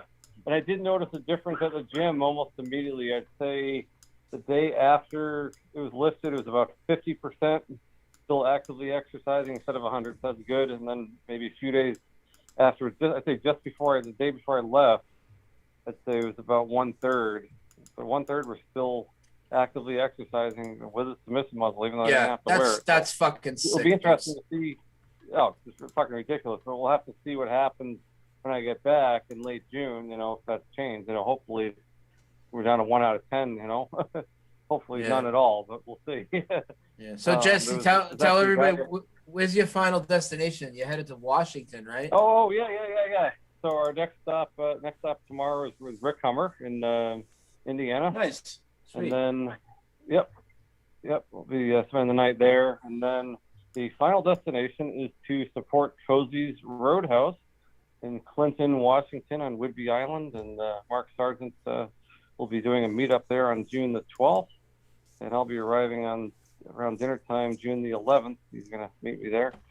And it's going to be awesome. I will quickly read the email that was read by Mark back over the winter. And it said, they basically emailed Mark. He read it up on Strange World. This is Cozy's Roadhouse. We just like everyone to know that we are open for business 100%, and we will never make you wear a mask ever. And I immediately decided I have to drive out there and support them. This just has to be done because it's what I believe. And here I am, about a third of the way out. I can't wait. Awesome, Jesse. All right, brother. I'm going to wrap it up with you. Let somebody else ring in, but thank you for the call, brother. All righty. Have a great night, man. Have a good night. And Jennifer Kiesling, yes, I know the lungs are no longer symmetrical. I actually talked about that with Gloria like a long time ago. Obviously, the lungs aren't symmetrical? No, not even close. I had no idea. Dose of Unveiling is from. Hello, hi. It's Rob the Truth. What's going on? Hey guys, it's the calm Rob the Truth. I don't know if you saw, I was on earlier this week. I was on the Poppycock Report, and I let out a rant like you. Oh no, I didn't see it. Sorry. Yeah, but dude, you got to check my channel out. I have a video of a VW that's old that doesn't have the split. Oh, awesome! I've got a video of it. I love Unchanged originals like that and the Haas. And it was weird because I had to go down my mom's house, and I lived down in the valley down in Cleves, and there was this old. It's been a body shop there forever, and I drove by there and I saw two of those, the VW old, what do you call love vans. Those kind. Two of them were sitting there. One of them had the emblem that was on the front. It was on there for so long, you know how it sun bakes it in. It had it all with no slit in it. And then I looked at the hubcaps. Yeah. And the hubcaps, the way they made the hubcaps, they had like these little triangles, but they had to put a little line in there so you could tell what it was. You could tell that there was a V and a W there. Yeah. Yeah. I saw that. I thought that was pretty cool. 11:11. Dude, It's 11:11. I must alert you that it is 11:11. Man, I wanted to talk to you guys, man. Okay, keep talking. I just have to stop and let you know it's 11:11. Now keep talking. In the Solar Return. I met you guys in Solar Return. You know that, right? Yes. I talked to you a little bit, Brian. Yes. Awesome, I brother. love you. I mean, I drove down there in my van with nothing, like no plans, just to get there, just so I could meet you guys and see you guys.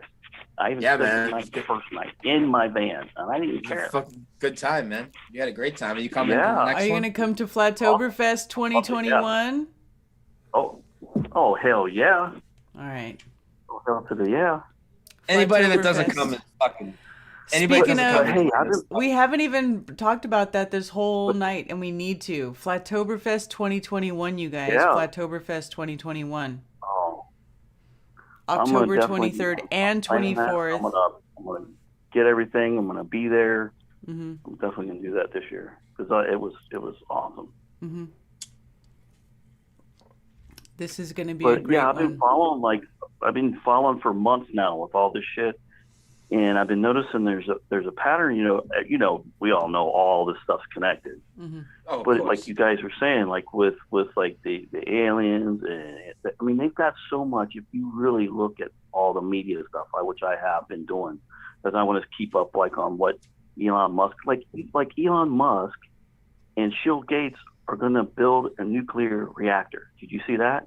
No, I haven't seen that story. Yeah, they're going Okay, to build a nuclear so? reactor together. I'm like, oh, that's just all we need.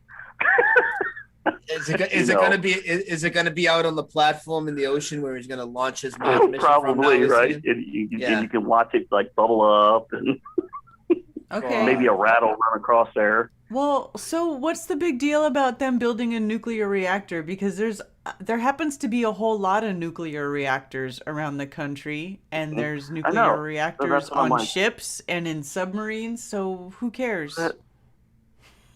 Right, that's what I was like. So, but that's out there. Well, then they got all the things, with now they're coming out with the, like you guys were talking about, the UFOs and stuff. Yeah. You know, I see that. I see a lot of stuff in the headlines with other. I mean, they got so much stuff like shit's gonna fall out of the sky at us, and something's gonna bubble up, and they got it. Like, when you look at the headlines, they got you fearful of everything. Yeah. Just like the Koreans did. Yeah. They just want everybody to be afraid. It's one big fear porn show. It's horrible. It's been so. I actually got to hook up with somebody from that Poppycock report that loved my rant, and I talked to her, and she's up in South Indiana, and we got to start talking. Her name's Dawn. I love you, Dawn, if you're out there. Nice. And so Sue Finelli, I love her. Sue, big balls, Dawn, fucking Sue Finelli. Sue's got the biggest balls. And she's wide awake, and she's like, I didn't have anybody to talk to, too, and that's what you need. You need people like you guys, like somebody that's totally awake, because I lived this stuff this whole time. I had to work in this shit, and knowing that it's all bullshit to begin with. But the thing is, when I think there's 100%, you got say there's 100%, you got 50% that are totally in it. They'll never come out. They got the jab, they got all this stuff. Then you got the other 25% that are the they call them the street fighters, Americans, Patriot street fighters, or something like that. I don't know. But they're only halfway there because they still believe, the government and Trump. Then you have say the Patriots? The other 25%. Where are those? The fake Patriots? Where are they? Yeah, exactly. Yeah, I know. That's my sister's like it. She's one of the Patriot street fighters. I'm like, okay, yeah. Like, I can only talk to her halfway. Like, I'll talk to people like that are halfway. There's a lot of them that will work. There's a lot of them that got the jab. And when they finally lift this fucking mask mandate, they ain't said shit. I mean, I got in trouble for not wearing one, dude. My boss came in and said, hey, people were calling saying that you were running around without a mask on.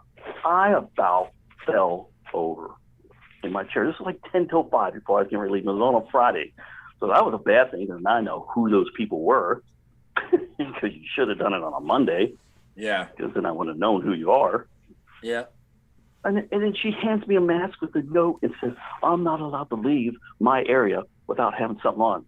Well, I just wrap a bandana around my neck. That's all they love. That's all I ever did. They want to fucking smack right in the face. Like, who the fuck do you think you're talking to? And what do you think you're telling me to do? Well, dude, you know what's going on? Hey, did you hear about Texas? There's a hospital in Texas that they're giving their employees till June the 7th to get vaccinated, or they're going to lose their jobs. I heard about that, yeah. Do you hear about that? Yes, I did hear. I kept telling these people this. I'm like, all these movies, all this shit we see, like they tell you the truth in there. I'm telling you, it's like, hey, they tell you the truth in that shit. They were telling you this is the way it's going to go if we let it. I kept telling them, I told the people at work, I said, I drew the lines of masks. I said, I definitely, if they tell me that I have to have a vax worker, I'm not going to work there. You can't do that. That's just, I can. Fuck them. Yeah. They ain't going to force me to Listen, do that shit. There's right. going to be a great divide happening. Years ago when there's another. Years ago when I saw Hunger Games, I got great chills through my body. I was like, there's going to be a big divide. But at the time I didn't really see how they were going to create the divide to make this happen. This is how. Mm-hmm. This is how they're gonna create a segregation between the people who are vaccinated and the people who aren't. Mm-hmm. Yeah, and they're trying to divide the truth community too, trying to get us against each other. I'm like, no. Oh yeah. We got to all stand together. Get through this shit. And I just subbed your channel too with 2 of my channels. Thank you for. people dropped the link in the chat. So I'll check your video out after. Because man, I'm living this whole time, and now I'm telling you, man, this I keep telling this guard I talked to, he's like halfway there, because I slipped up and I said something about space not being real because he still thought we went to the moon. I was like, crap. See, that's what I mean. I'm like, they fucked everybody's minds with all this shit. Because now they're telling people they don't have to wear a mask as long as they're vaccinated. So now you got all these people. So then they tell them, but you still have, like, in my office, they lifted it a week before they were supposed to on June the 2nd. Why we couldn't do it June the 1st? Don't know why. You know what I mean? Well, it's like stupid. But when they lifted it a week before, these Street Fighter patriots, these guys that are halfway awake, I said, let's not wear a mask because they can't ask you. They wouldn't do it. They said, no, we got to wait till June the 2nd. What the fuck? They're cowards, dude. Like, proud cowards. They fall right in the category. Like I'm going, why? I go, why do we have to wait till June the 2nd? Well, because that's when they're going to lift the mandate, and then they can't do shit to us. See, they act tough, but they're not. I got this guy. He's been in the service and everything, but he's halfway awake. Crazy, man. And I got my boss. He got both shots. I tried to talk to him out. I tried to talk him out of it, dude. But he kept turning around me like, well, God's going to save me. I'm like, no, he's not. Oh, my God. Shit, you're not going to be who you are. So I talked to him twice. After the second time, I'm like, I gave up. I knew he was going to do it. There's no way. Yeah, man. We have to stay strong and focus on what we're going to do with ourselves. But these people are fucking gone, man. We always going to try with our love. People say that God's going to save them, but you know what else is in the Bible? My people will perish for lack of knowledge. Yes. Well, see, that's what I'm like. These are the Bible thumpers. Like my sister, she goes to and he does. My boss, he sings in the church. And I asked him, I said, God would not tell you to put this shit on your face. Jesus will not tell you this. I'm sorry. Whoever is up there, whoever you think it is, will not tell you to do this shit. So if you are a church, right, I would say, look, I would make it optional. If you're scared, make it optional. But, and then they got the fear porn of when that one church said, oh, no, we're not going to have that here. And then they lock them up. They put but they don't make it optional, though. It's like they always talk about how my shot protects you, your shot protects me, like the herd mentality. Yeah. They don't want people to have that choice. They don't want people to exercise their free will. That's the whole point. They're never going to give people the choice because this isn't about us having a choice. This is about them taking complete and utter and total control of everything.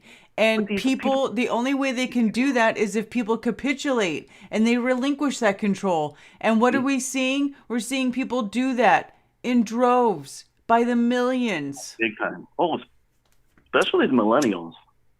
Because my daughter's a millennial. And oh, my God. And all her friends, they're into all this. Oh, I never say no. I can't talk to these people about this shit. I got my daughter. She's like, what, are you one of those conspiracy theorist people? I was like, no, I'm just trying to spread the truth. I'm a truth person. Yeah. I'm trying to get you guys to look at the truth. I'm a conspiracy person. We're all truthers. We're a truth community trying to tell you guys, look, wake up. But these guys that are like halfway, I don't know. I'm trying to give them hope that they'll switch, but dude, they're still hugging up on the government. And I said, where's the Constitution where aren't we allowed to, like, say, get the government out of there, screw them, get them all out and start over? I thought we were supposed to be able to do that. But nobody remembers all that shit. Nobody remembers all the past shit. It doesn't matter if they remember. Even if you remind them and you show them, are they going to go do anything about it? No, they're not going to do anything about it because nobody wants to be part of the confrontation. Nobody wants to be made uncomfortable. Nobody wants to be put out. Mm-hmm. Oh, I'm okay where I'm at right now. They're leaving me alone right now. It's not going to be their problem until the gun is in their face.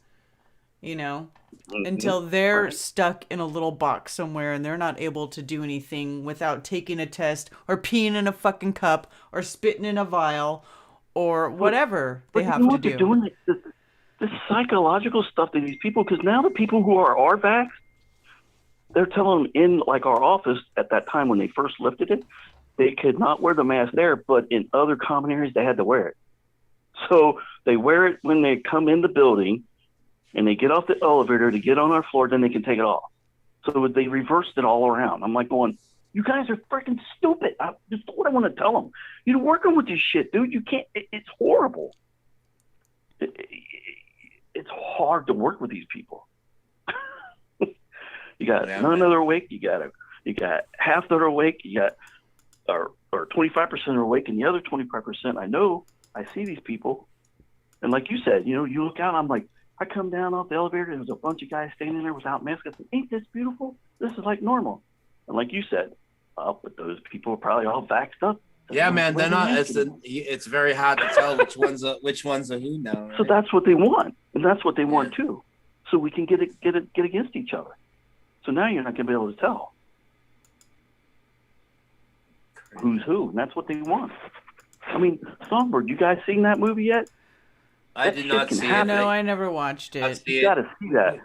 We talked about it when the trailers came out. I think we talked about this it. Whole they've been wanting us. The whole thing though about not knowing who's who. That's been a thing ever since 9/11. Forever. Oh yeah. At least the very least since 9. Before that, but not knowing who's who. Like because I remember very very distinctly getting nightmares from 9/11. Oh yeah, 9/11 was. Yeah. And I got nightmares about being in a deep, dark sea, and I had all these creatures around me that I didn't know which one was good, which one was bad. I didn't know which one was out to get me. And if I looked at one and I looked away and I looked back again, it looked like something else. And so that is one of those dreams that it was like,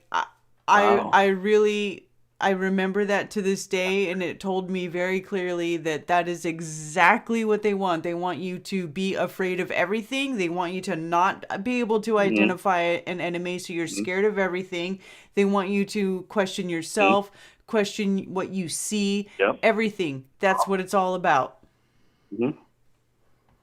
It is, yeah, 100%. I mean, you see it all around. I mean, they changed the dynamics of the way we live now, how we interact with people. Mm-hmm. That's freaking bullshit, man. Mm-hmm. It's horrible. Mm-hmm. I hate it. They don't want children. They don't want nanas to be able to hug their grandbabies. How many grandchildren didn't get to go out and hang with their grandparents this year, and then their grandparents died or were killed? Yeah.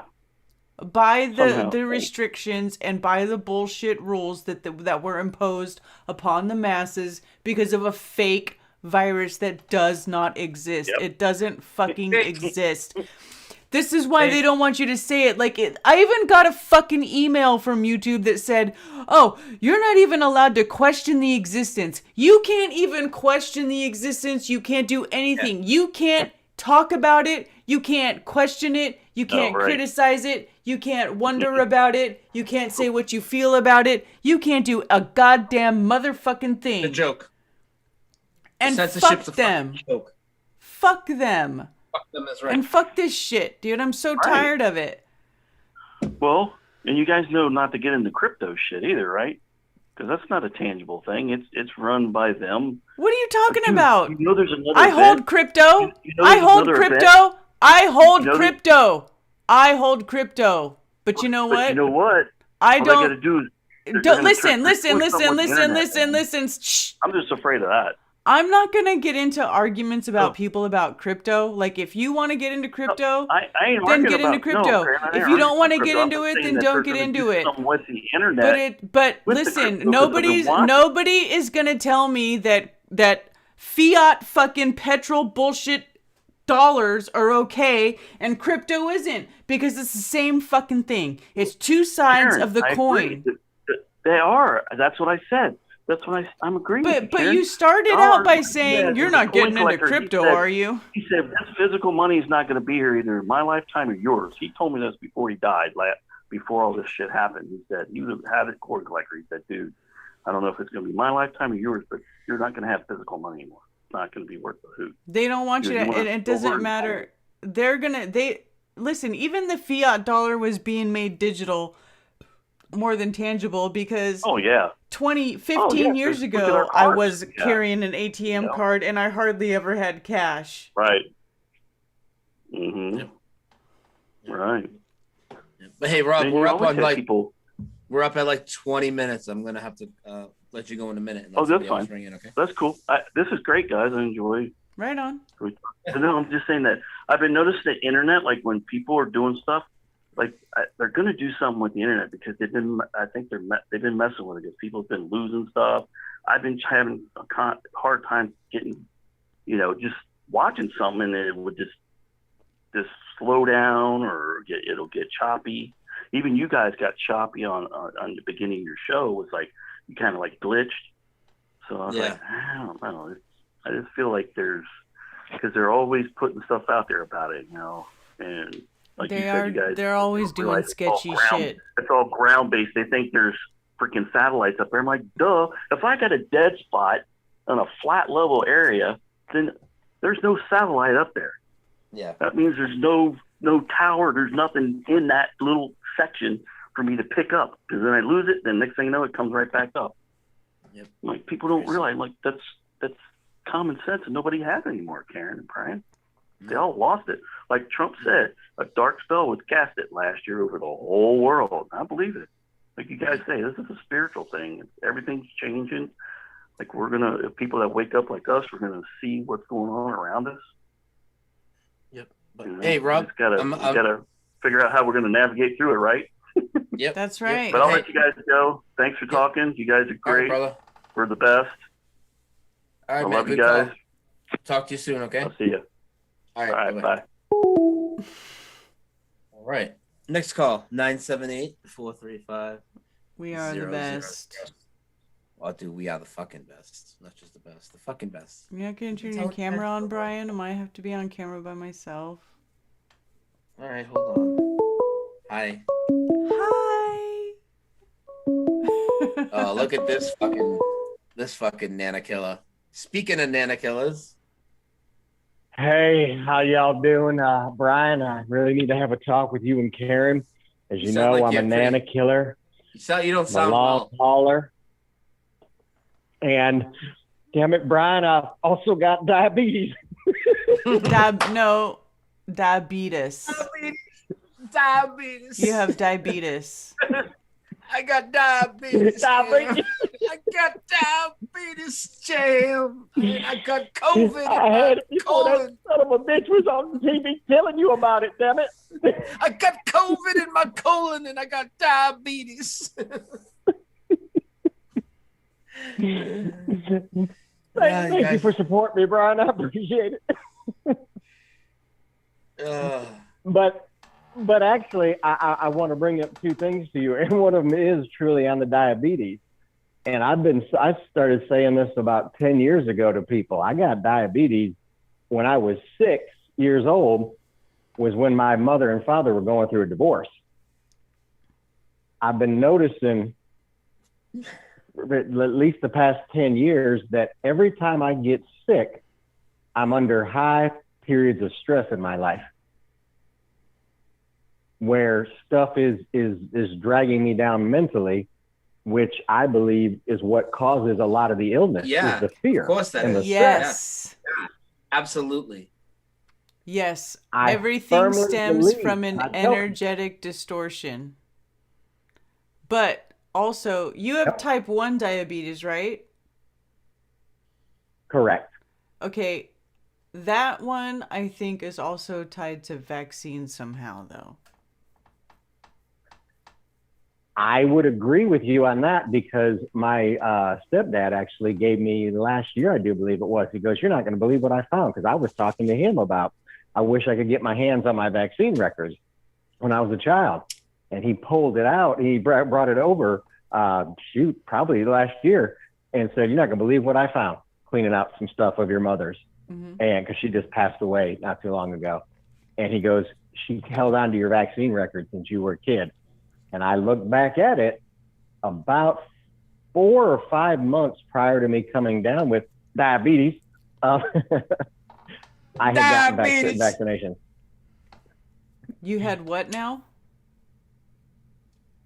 I had 4 or 5. Brian, shut up. Prior to you getting diabetes, you had what? I had 4 or 5 months prior to me getting diabetes, I had been vaccinated. Okay, but you don't know. Do you know which vaccination you got? Which ones? No, I will. I won't be able to dig it out tonight, but I'll dig it out and I'll shoot you a email and let you know what it is when I dig it out. Wow, yeah, we need to know. That'd be very interesting to find out. Because that would be a clue. But I think that goes along with it is when you have the toxins in your body, along with the stress, along with the fear. I mean, what's going to happen to a 6-year-old boy when his mom and dad are, there's probably turmoil before that I picked up on that I really don't remember. Stress is horrible. I know that stress highly affected my first pregnancy because I was under a lot of stress, and my firstborn was born premature and I had all kinds of issues. And I went to some doctors, like special, because I had good insurance at the time. And I asked them, I'm like, what's going on with my baby? I worked in a print shop. I brought MSDS, which is, if anybody knows who works in that sort of stuff, it's a material safety data sheet. Because I worked in a print shop with chemicals. And so I said, is it these, I brought the list of everything that was brought into the print shop. And they were like, all the doctors are looking through it and they're like, I don't see anything here. And I even said, how about smoking weed? What if I smoked weed and I didn't know, And they're like, no, that doesn't do anything. They literally had no answer for why I had these complications with my pregnancy. They had nothing. I even had an amniocentesis done, which is where they take the needle and they stick it into your belly and then they take samples. I mean, and that was a horrible procedure, by the way. If anybody tells you to do an amniocentesis, by the way, if you don't do it. It sucks. It's horrible. Don't ever fucking do it. Anyway, I had that done. They literally... That's where they stick the needle in, and then they go into the get the fluid from the sac where the baby's in, right? Yes. Okay. And I'm telling you, I spilled my guts to these doctors. I showed them everything. None of them could tell me what was wrong or why I had complications with my child. But I can tell you what, hindsight is always 20/20, and I go back and I think about what was going on with me at that time, and I was under an extreme amount of mental stress. And that is what I believe to this day put my body and my pregnancy in danger was the mental stress of whatever I was going through at that time. And physical stress will, the mental strain that you put on yourself, especially if you're like me and you internalize stuff a lot. I used to internalize everything. Now I just go and I let it all out. But if you internalize everything, then it will manifest itself in all kinds of horrible ways physically in your body. So, I mean, that's the same way I've always been. Is I internalize my stuff inside, and I know I've manifested that because I can look back at the times I got sick, like when I became a long hauler at the end of 2019 and the beginning of 2020.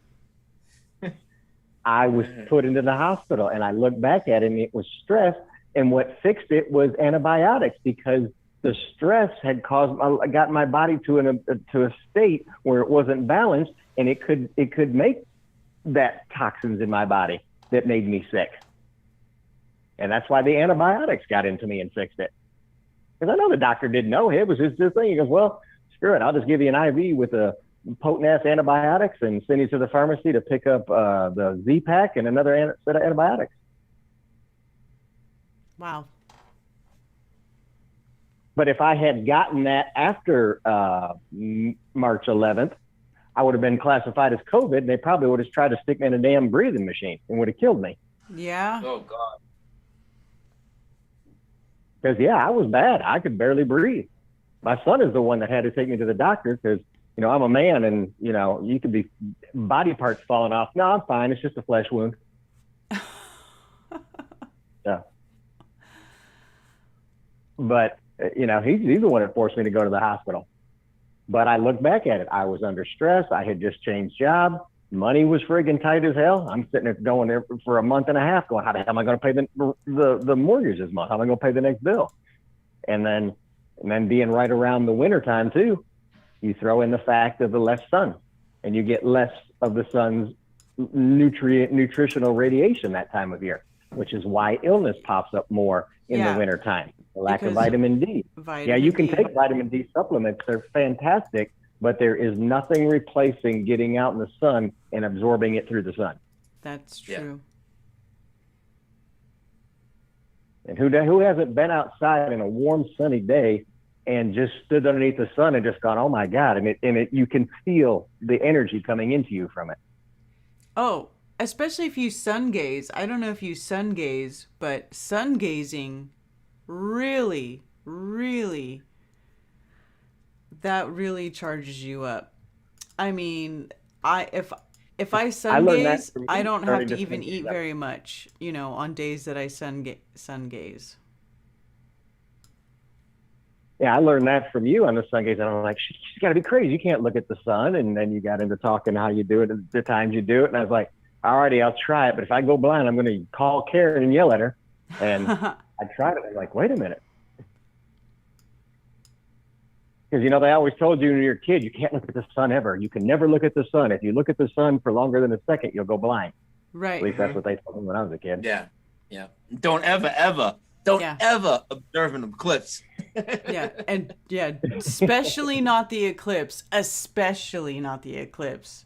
That's what they would say. Except you mean especially when the sun's being occulted? That especially we're not supposed to look at it then? Especially? No, that's wrong. I looked at the eclipse, the 2021 or what was it, 2017 eclipse. I looked at that eclipse with my bare eyes. I'm okay, and I felt great. And I can't wait for 2024 eclipse to come around so I can look at that one too. You cheeky monkey. Eclipse looker. Sun looker. So you looked at the eclipse, Karen, and you didn't have anything happen? You didn't even get diabetes? No. No. I bought eclipse sunglasses. You know, I had my children with me but I looked at it without it. And I think actually when I did that, that was what made me start sun gazing. I think that was right around the time I started sun gazing. Yeah, it was 2017. So yeah, that's about, yeah. And after that, I started sun gazing because I realized that I looked at the eclipse with my bare eyes and I was like, well, that didn't do anything. Because I think before then I hadn't really started to sun gaze yet because I hadn't looked into it very much. But after that, I started to sun gaze quite a bit. And now I'll go out in the morning and I will look directly at the sun until it, you know, when it's rising and it's coming between the trees, you know, and I can look directly at it until it turns black and it looks like a tunnel, and you just keep looking down that tunnel, and that's when you're like receiving the most from it. I believe, at least that's what it feels like to me when you get to that tunnel vision. I wonder if even that's what tunnel vision comes from. Because you get that, it's like when you start sun gazing, you look into the sun and you start to get that tunnel vision. You look into it and then the sun becomes dark, because you know how when you look at the sun and you get that stain in your eye, well, that stain happens because, and then if you keep looking through that dark spot into the sun, which is what I do, that spot gets darker, and then all the beams start to radiate from around there, and you'll see it looks like lace. It looks like rainbow colored lace coming from the disk of the sun. And that is like, to me, when I see that, I'm like, oh, that's it. I'm there. And then I just feel like I have this connection and I'm just drawing in energy. I just feel it pouring in. I'm like, ooh, and it feels really good. How long does it take for your vision to go back to normal?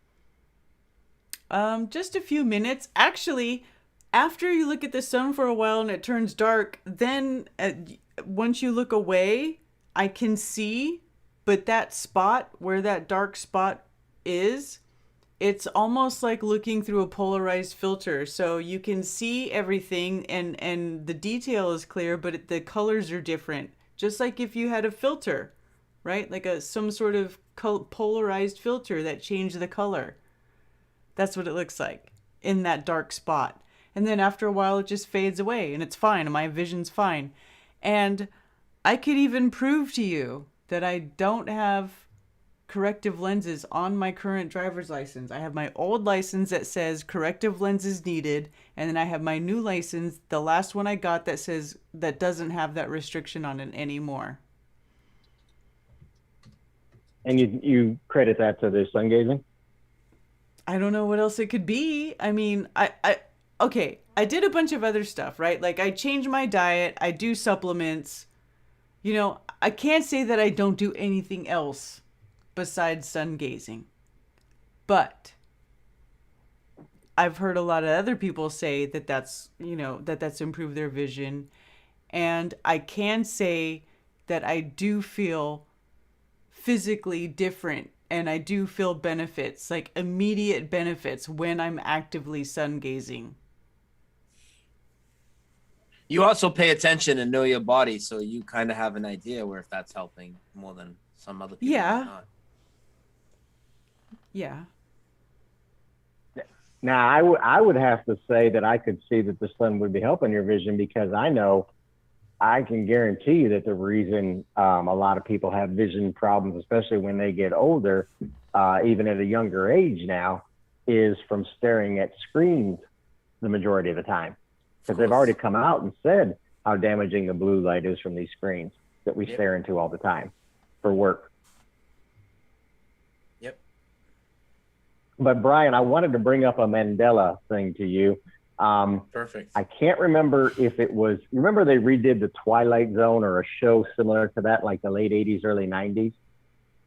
I don't really remember them redoing it. Maybe they did, though. I just didn't probably watch it because it probably was a cheap knockoff. But go ahead. No, it was actually like a remake, or it was a knockoff. They actually had a lot of good stories on there. There was one, and I described this as it lays out what the Mandela, or an explanation for what the Mandela effect could be, is there was this guy that kept noticing stuff changing and disappearing or moving and being in the wrong spot from where it was. Mm-hmm. And he was trying to figure out, why is this stuff changing? Why is stuff that I know I put here, all of a sudden it's gone? Yeah. And eventually he got into something which triggered the overseers of everything going on to get involved with him. And he got to see exactly what it was. They reckoned, or they described it to where every minute of time you're like in a train car, and that train car has to be all set up, and then the next minute in time they have to reset up another train car. Does that make sense? Uh-huh. I mean, it was actually pretty interesting. I just thought it was bizarre going all the way back, seeing something like that would be similar to the Mandela type thing. Or yeah, well, I mean, Jam, this thing's been, in my opinion, this has been going on since the beginning of time. So it doesn't shock me that much that there would be episodes in older shows talking about these types of things. Obviously they're not putting the same words and not calling it Mandela effect, of course not. But to talk about things like that, yeah, man, it's been going on forever, in my opinion. I have no reason to believe it hasn't. And there's been, older civilizations that have talked about it. And I just think it's how our reality works. But I do think it's speeding up, and people have lots of theories of why, right? And I don't know what's right. Is it a reset? Is it the end of days? Is it our consciousness rising? Is it just the unveiling of the realm? Is it because we see it and others don't? Are we about to graduate to that next step? Could be any of the above, right? I don't know, but I think it's always been here, and I think it's speeding up.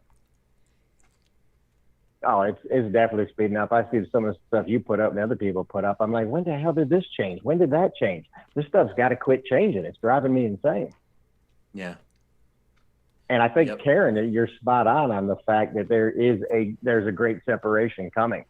because everything that's going on, it is harder and harder for us, or at least myself, to be around the so-called normies. And I know it's harder and harder for them to be around people like us because there's nothing we can even talk with these people about. And they just feel uncomfortable. Like they feel like, oh, they're going to get me sick. They don't care. They're a disease. Even as fucking mental and retarded as it is to think that, that's probably what they're thinking. And this whole Trump nonsense and the creepy Joey nonsense with the friggin', it's like, okay, dude, you guys believe these are our leaders, yet you see this creep up there who, if you don't think that guy's being nasty with children, then there's something wrong with you. Or if you believe that that's all fake, why the hell would they put nasty people up there playing with children? And if that is the case, what the hell? And the ones that believe this crap is real, what the hell are you doing letting that sicko be in there? I mean, explain any of this to me, people. It makes no friggin' sense to the people that are buying into that nonsense that's going on there. Well, how about the people that think the earth is flat and still believe in Trump? What do you think about that? Even after all this time, too. Not just the normies. I can't figure it out. It's like people don't understand, okay? Hello, everybody. We have always been controlled by a government in power, period. I think my opinion is they all work together, but I think they more work like the mafia did. You know, you got your separate families of mafia, but they all had overlying rules that nobody broke. You got little skirmishes that go back on and forth between, you know, some of the lower ones in the families, and it was handled and it was dealt with, but the whole controlling everybody was done intentionally. And there, I mean, it's one power, but with like separate little divided powers. Does that make sense? Yep. And people can't see it. They think, oh, America, we're the land of the free, with your mask on because you got a flag on your mask, you retard. I mean, come on. Hey, me and Ted were in Aldi's today. We've seen a dude, and now it's like 85, 90 degrees out. He's inside Aldi's. He's got a full fucking, you know, a full white hoodie, NASA hoodie with a face mask on. I point this out to people, and I heard that other caller call it a while back about the weather, the Massachusetts guy, about the weather being it's the beginning of summer and it's 40 degrees up there. I'm here in Houston, Texas, okay? It's cold out tonight for this time of year. It's in the 60s. It should not be this cold. It's way cold. And I point this out to people. I'm like, it fucking snowed in Houston, Texas this year. I had to get a shovel out. I originally came from the land of the ice and snow, and I got down here. I left all that snow shit up north. Yeah. The hell am I doing shoveling friggin' snow? And you're telling me, nah, that chemtrail stuff you talk about is just for cuckoos for Cocoa Puffs. I'm like, you're insane. Dude, they've been spraying out here like crazy, and it was so cold that half the seeds that I started never sprouted. Yeah, we're going to get hit with a food shortage. That shit they're growing in a lab they're telling you about, they got everybody laughing about going, I ain't going to make me eat that crap. Well, guess what, asshole? When there's no friggin' beef left that you can have, there's no Where's the beef left that you can have. You all will be begging for that shit they grow in the lab. Yeah. Hey, JM. People don't know how to grow food anymore. No, they don't. We're gonna have to wrap it up in a minute, though, all right, buddy? Yeah, they don't know how to can food. They don't know how to preserve food. No, they don't. They don't. I mean, I'm just as guilty of it. You know, going to the grocery store to get food, stopping at a restaurant to get food. Yep.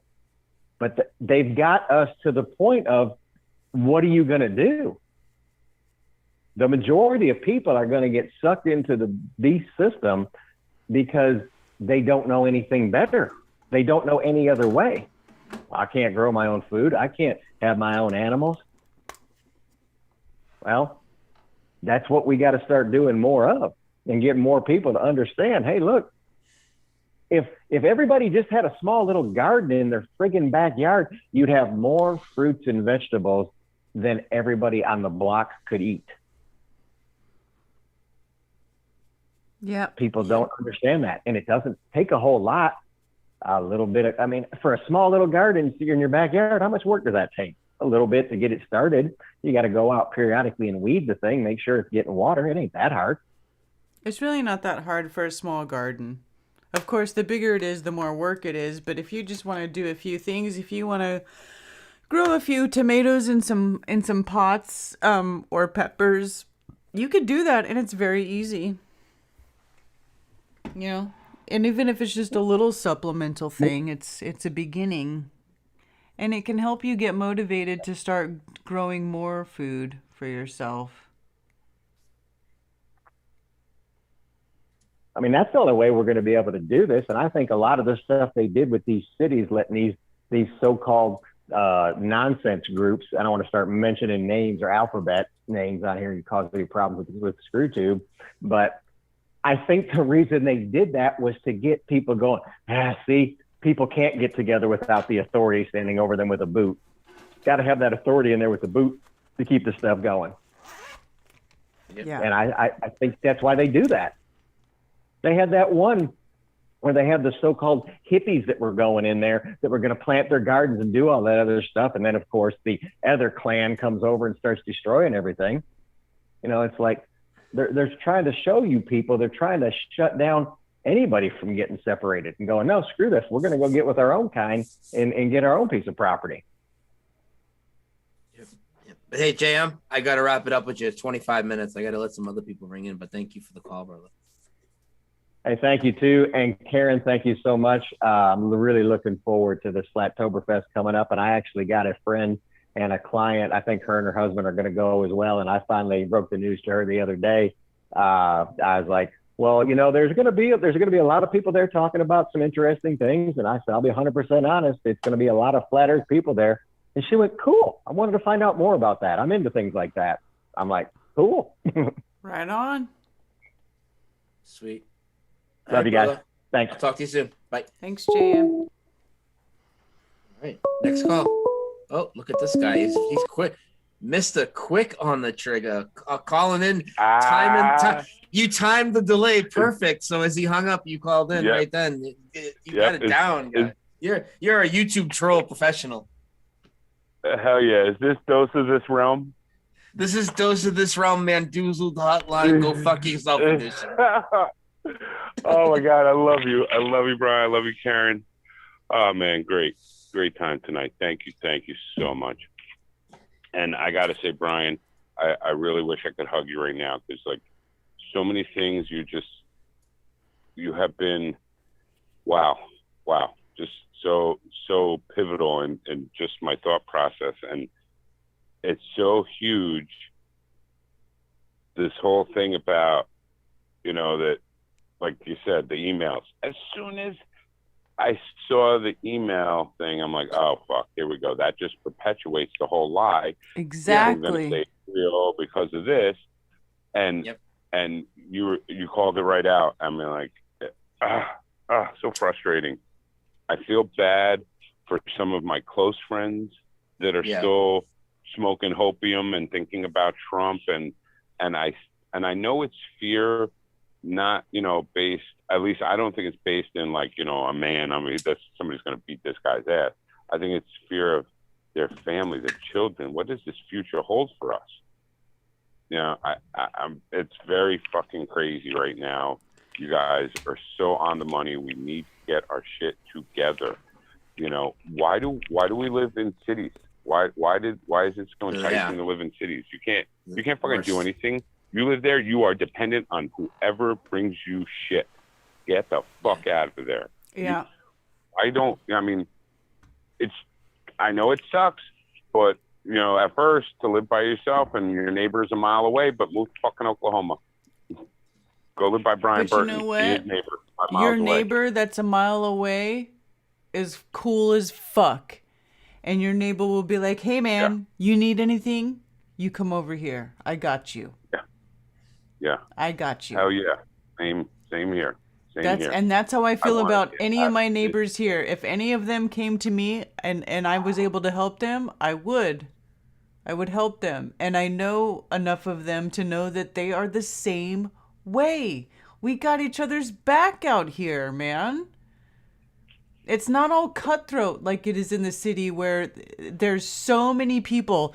There's a much higher demand than there is a supply. Okay? It's 1,000 people that want that fucking gallon of milk for their kid.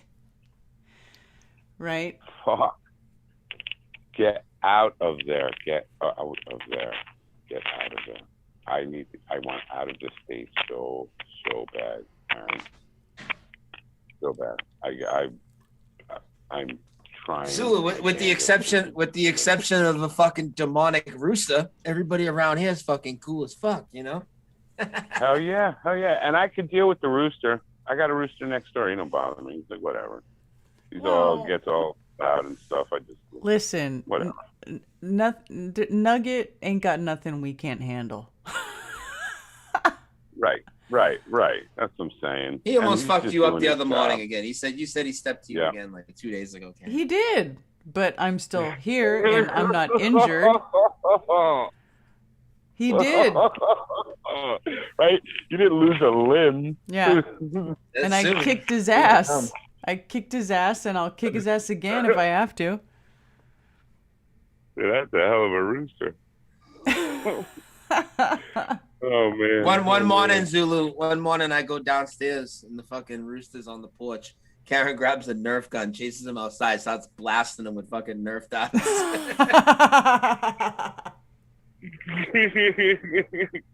That'll learn you. Get the fuck out of here. What are you doing? That's funny. Oh my goodness. That is great. That's great. Oh man. Oh, and wow, the whole thing with sorry, I'm all over the place. Today's been a crazy day with learning and information, and you've been a huge thing, Brian. Thank you. I appreciate that. This, oh man, huge.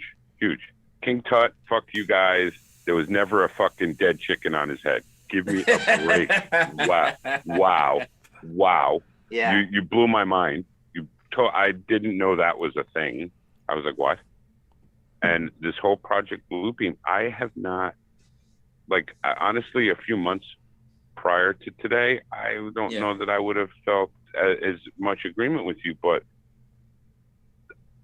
the fact that they hide and they're real quick to throw shit in our faces. They've always been that way. You know, I mean, my brother is in the military. That's what they do. That's their, and I don't mean that I mean, literally his job is that, you know, psych ops and civil affairs. That's what they do. And so I understand how it works.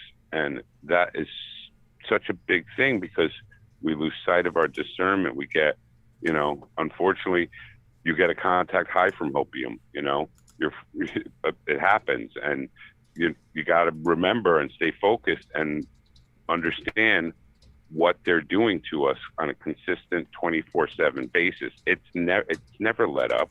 There's no middle of the road where the eye of the storm where you can say, hey, oh yeah, well, you know what? Maybe it is real. No. It's from the second this starts until they have achieved their goal. That's it. There's no in betweens. And thinking about that possibly being something spiritual, something God that was, you know, God is creating and we were going to see, and they're just going to stand up and say, well, yeah, it was us. You're right. You caught us. It's like the CERN thing, right? It's like the CERN thing with the Mandela effect, right? First off, the mainstream wants you to think there's no supernatural. Same thing with this Bluebeam thing. I'm going to bring it all around, right? So they want you to think there's no supernatural. So, but if you do recognize the changes, right, they want you to blame them, like quote unquote, blame them, but in reality, give them credit, right? And it's like the same idea here. Like they don't want you to notice anything supernatural, and they want you to think, well, they want everybody to think, right, that it's UFOs from outer space. And of course, flat earthers aren't going to think that, but what are most flat earthers going to default to? Well, it's just Project Bluebeam. And I'm not saying that's not going to happen, but it's also could be a big curveball because I've never seen a truth so easy to stumble across as Project Bluebeam. I mean, I heard about Project Bluebeam way before Flat Earth. I mean, I heard about Project Bluebeam. Oh yeah, me too. 2011 maybe, you know, like it just seems like truth or candy to me. And I do honestly believe there are things above that are going on that are on a supernatural level. I've done shows where I've talked about those planes that are fucking invisible. And whatever else is up there. I've personally seen orbs, and most people in this community have. Me too. So if we are going to automatically just say, no matter what we see, when they say it's aliens from outer space, automatically it's just Project Bluebeam. I don't think that's showing discernment, because now we're just going to throw away everything we've actually had personal experiences on and seen things up there. And what if those things are meant to increase in these times? And if that is the case, certainly the people in power might have knowledge of that coming to be, right? Yes.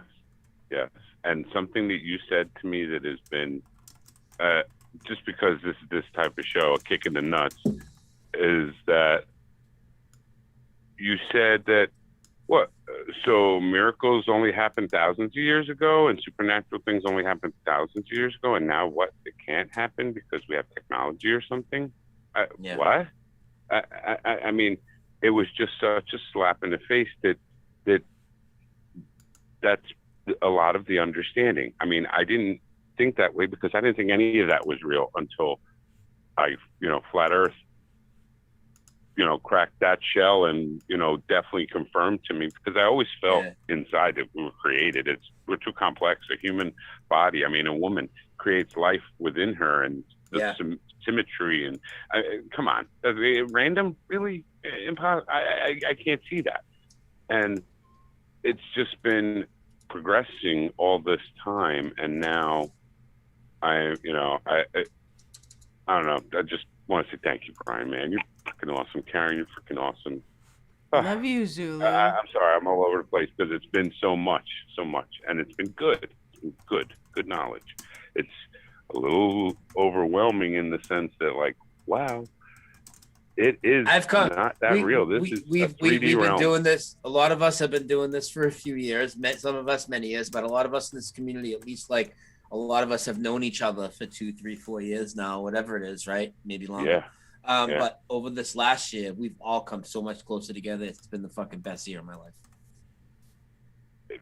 Yes. Thank you for saying that. Seriously, because it's been shitty around us. It's crazy how you're around thousands of people, hundreds of people, and you're still alone. Whew. Yep. But, you're there. I mean, thank God you guys are there for me. And I hope I'm there for you, even if it's to just be like, hey, what's up, dumbass? Hey, what's up? Whatever. I need that. You need that. We all need that. This is just too crazy to what's going on. But again, I am definitely trying to change, the rampage readiness. I am angry as fuck because I can't stand stupid. I don't like the way people are being duped. I don't like that they are, allowing themselves to be duped. That seriously, even the ones that don't think anything about conspiracies won't even use logic and reasoning to look at what's going on.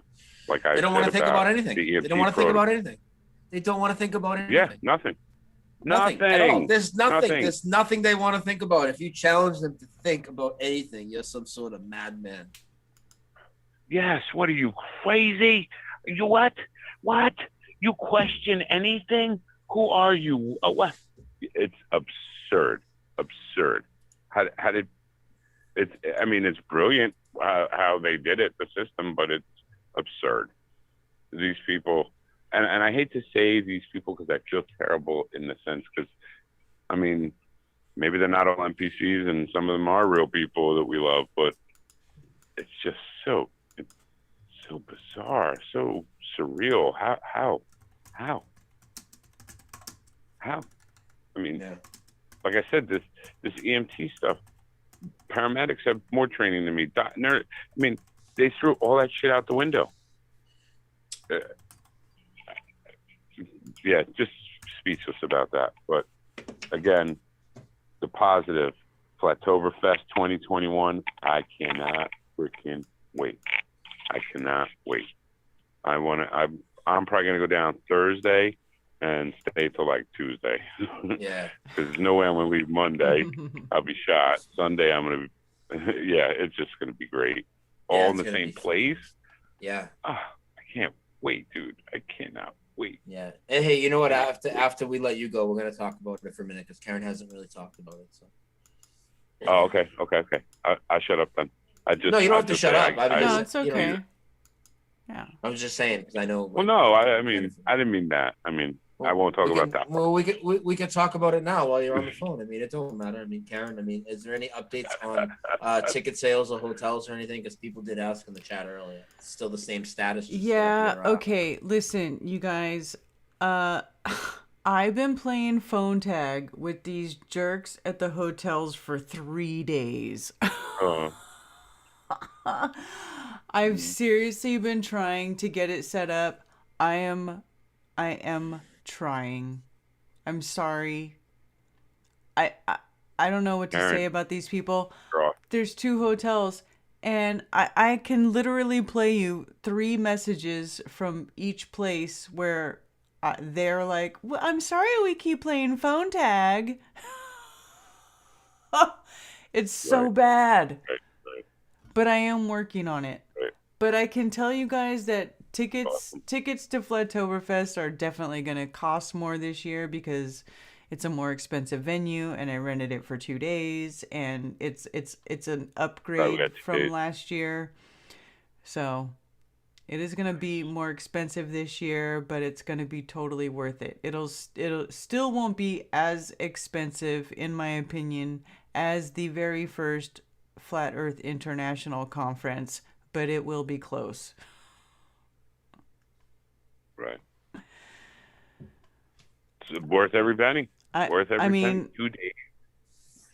I got 2 days, and everybody's going to pretty much be staying all within like a couple blocks. 2 days, and we're going to have a little mini Flat Earth downtown area for the weekend. So nice. Yeah, and the one hotel looks like it's 2 blocks away. 3 blocks away. Yeah, it's within, both of the hotels are within 2 or 3 blocks. So no matter what, I mean, it's you'll be fine. The venue comes with 200 parking spots. Okay, so even if you don't stay in those hotels and you drive to the venue, you'll still have parking. You can walk there from the hotels if you stay at the hotels. It's a cute little downtown area. It's going to be awesome. It looks amazing. I already Google Earthed it. I couldn't help myself. I was already checking it out. Yeah. Everything. It looks fantastic. I can't wait. It's going to be amazing to hang out with all of you guys. And Karen, you're like truly, it is a godsend, I think, to have these meetings, these oases of the sanctuary where it's us and stupid. Yeah. I mean, of course, there's occasional, somebody gets drunk and pukes, but hey, whatever. That's just life and us having, a party. But there's no stupid. But I'm working on getting some great speakers there, some great people to be there for you guys. I'm gonna have as many extras as I can possibly work out between now and then. It'll definitely be worth it. I'll tell you that much. It'll definitely be worth it. At least I think so. I think it'll be worth it. Karen don't fuck around. You guys know Karen don't fuck around. I put on the events that I want to go to. I don't ask anybody to do anything that I wouldn't do myself. I try to make it a worth it for sure. And I care about my people, and I care that people come to my events and have the most fabulous time they could possibly have, and that they go home fully charged and just ready to deal with whatever bullshit they're going to have to deal with until they can do something like that again and recharge their battery again. So we can make it until 6 months goes by and we make it to another Karen event. Right.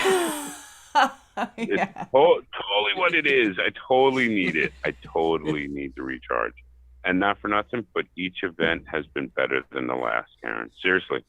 Like, yeah. And even wow. the first one was great. At the Firmament, that was great, man. Yeah. Yeah. That was great. Yeah, that's what I'm saying. And that was my first big event. They're all been, yeah. I'm so excited. I can't wait. Woosah. Sorry. I know I'm like a big kid, but I just cannot wait. You guys are what keep me going, keep me sane, everything. Yeah. Need each other. Thank you. Don't worry, it's going to be awesome. There's going to be don't worry. There's going to be great things are going to happen.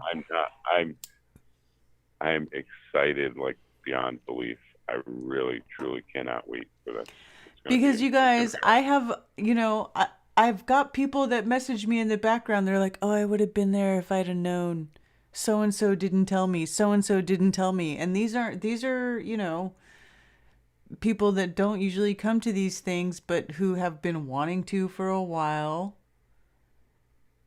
Wow. So, you never know. I think Flattoberfest 2021 could be the most epic one yet. Because I think people are starting to feel that there is possibly a shortage of time for which we can do these things in. You know what I'm saying? Like there's going to be a time where it's possible that things get so tumultuous that events like these, maybe I won't even be able to pull it off. Who knows? I don't even know. Every time I'm able to pull one off, I feel so lucky because I always think it's not going to happen. And like, you can even ask Brian before the last year, I was like, I don't know. I don't think it's going to happen. I don't know. And then it does. It's like this, it's almost like it's a big stormy, cloudy, overcast, crappy day. And then all of a sudden the clouds open up and the sun shines through and goes, here I am. And that's how my events happen. Literally, that's how it happens. I think nothing's going to happen. And I'm like, man, I don't know. And then it's like the universe just goes, ah, and it smiles and it says, yes, here, you can have your event here and everybody will show up and you guys will have a great time. So that's how it happens. So if my event's going on, it's because the universe is smiling on us, you guys. The universe is smiling. The universe said, yes, you can have it. Yes, it will be here and things will be awesome. Hey, Zulu, I got to wrap it up with you, though, buddy, and let somebody else ring in. We deserve a win once in a while. All right. I love you guys. Shout out to Waters Above. Peace. All right, buddy. All right. 978-435-0006.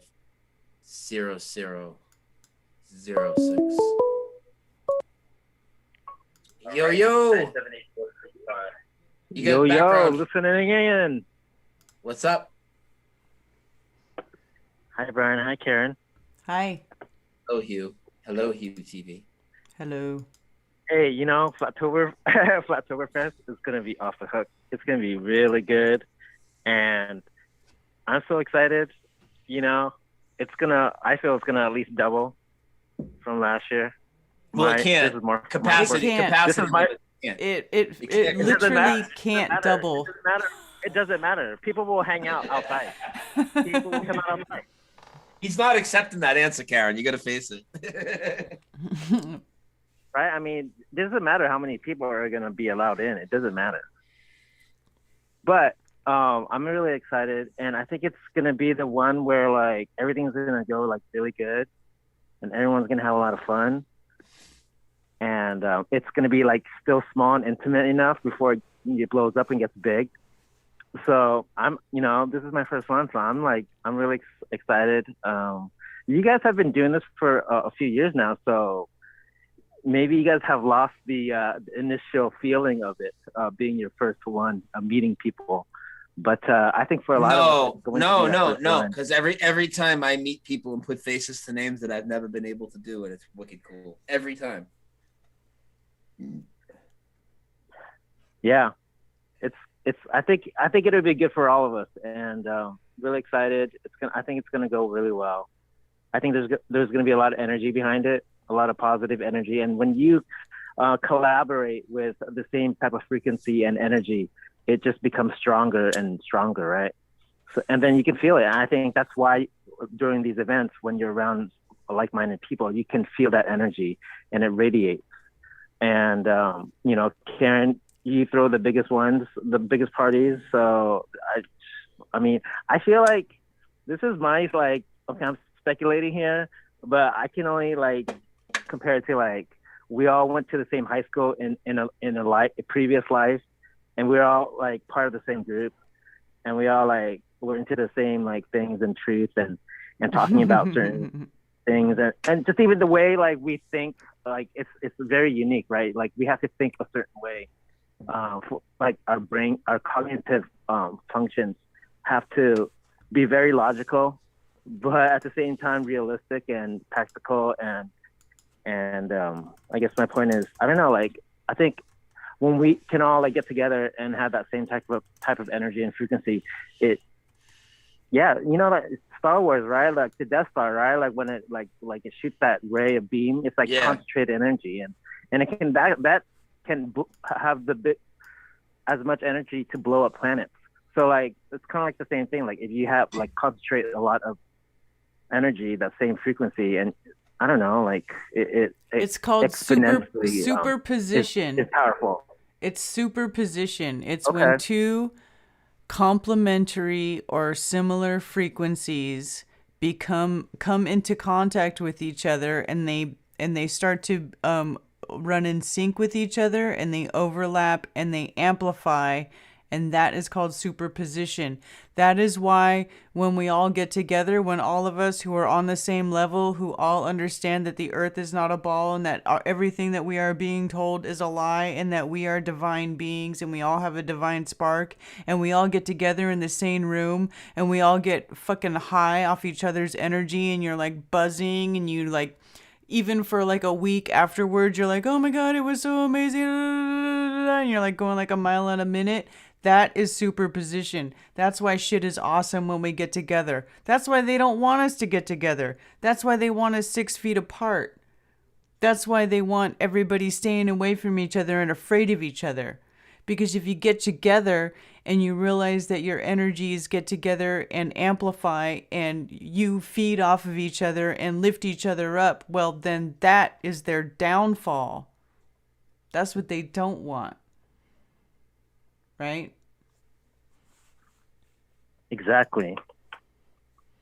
So I'm thinking, I'm really thankful that there's an opportunity to do that, to radiate such energy around like-minded people. But I'm really excited.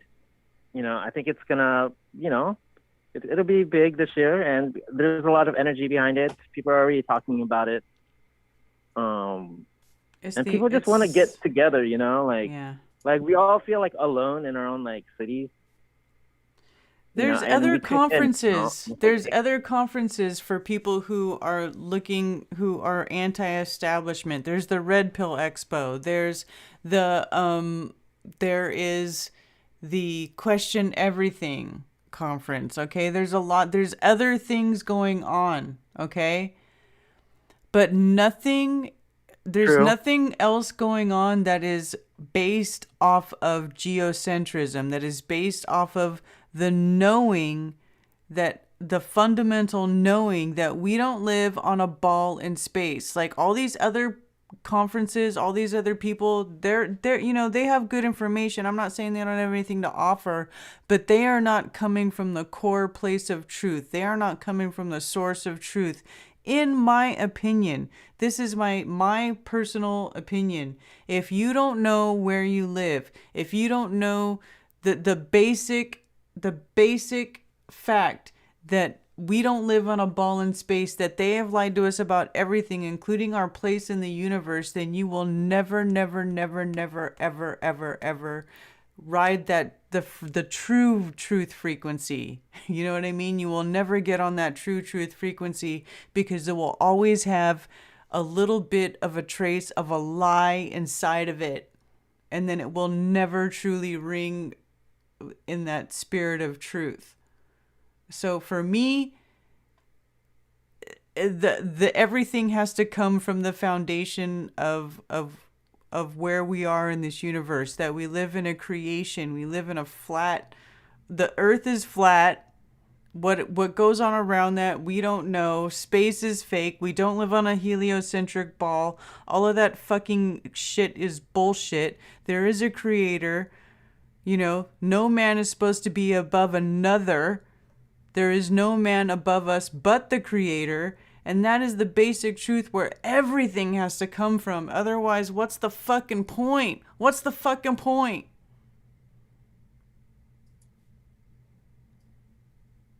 Absolutely right. Absolutely right. Otherwise, what's the fucking point? I think it's gonna be a good time. It's gonna be great, man. Yeah, man. So like back to my speculation. I feel like we're all like in the same high school, you know, hanging out in the same groups. And then we kind of like find each other here, online. And I think it's a little bit of that, you know. And then when you hopefully kind of see each other in person, it's pretty. I think it's unique and special, especially during a time like this, you know, when there's a lot of bullshit and fakery and fear and people not wanting to gather. I think this is like the complete opposite of what they want right now, and it's great to see it bloom and grow. And you know, I see it every year. I've been tracking it the past 2 years.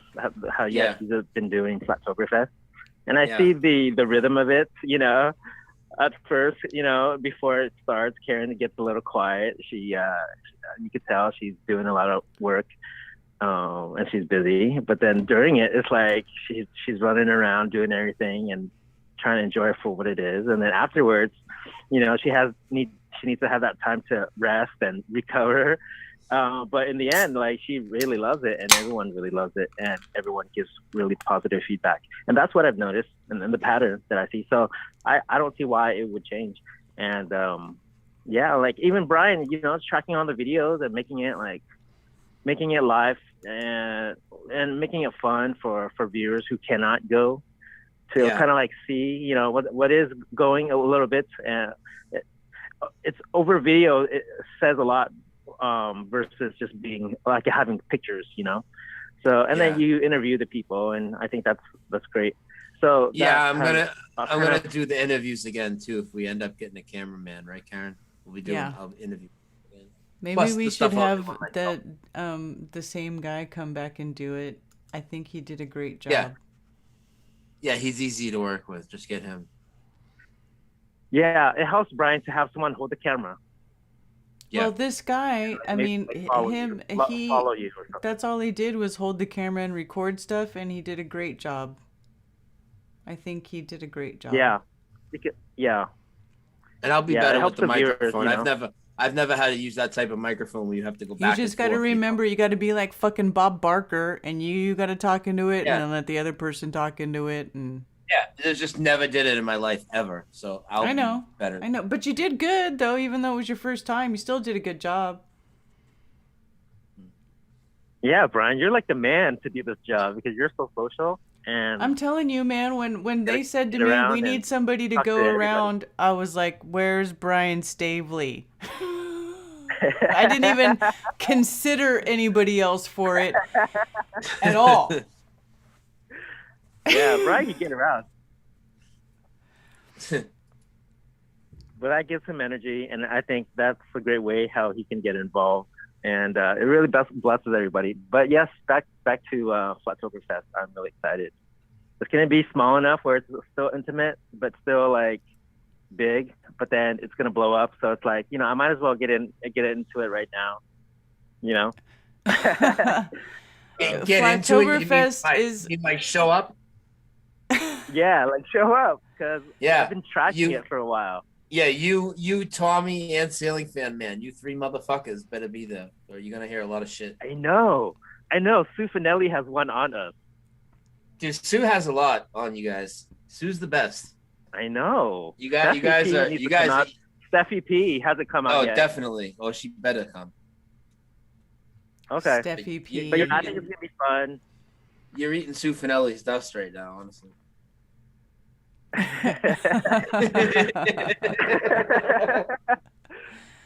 But I think it'll be fun.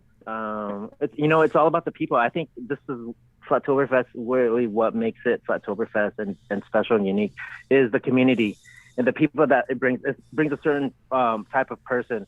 You know what I'm saying? A certain type of community, and I want it to bring the real people.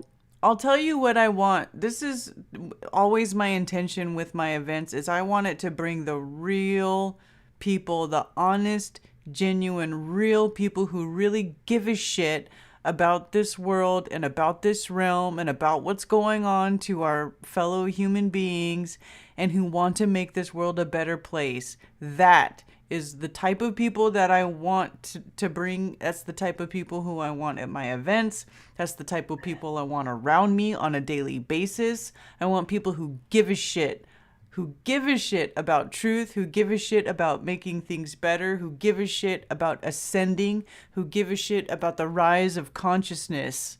That's always my intent.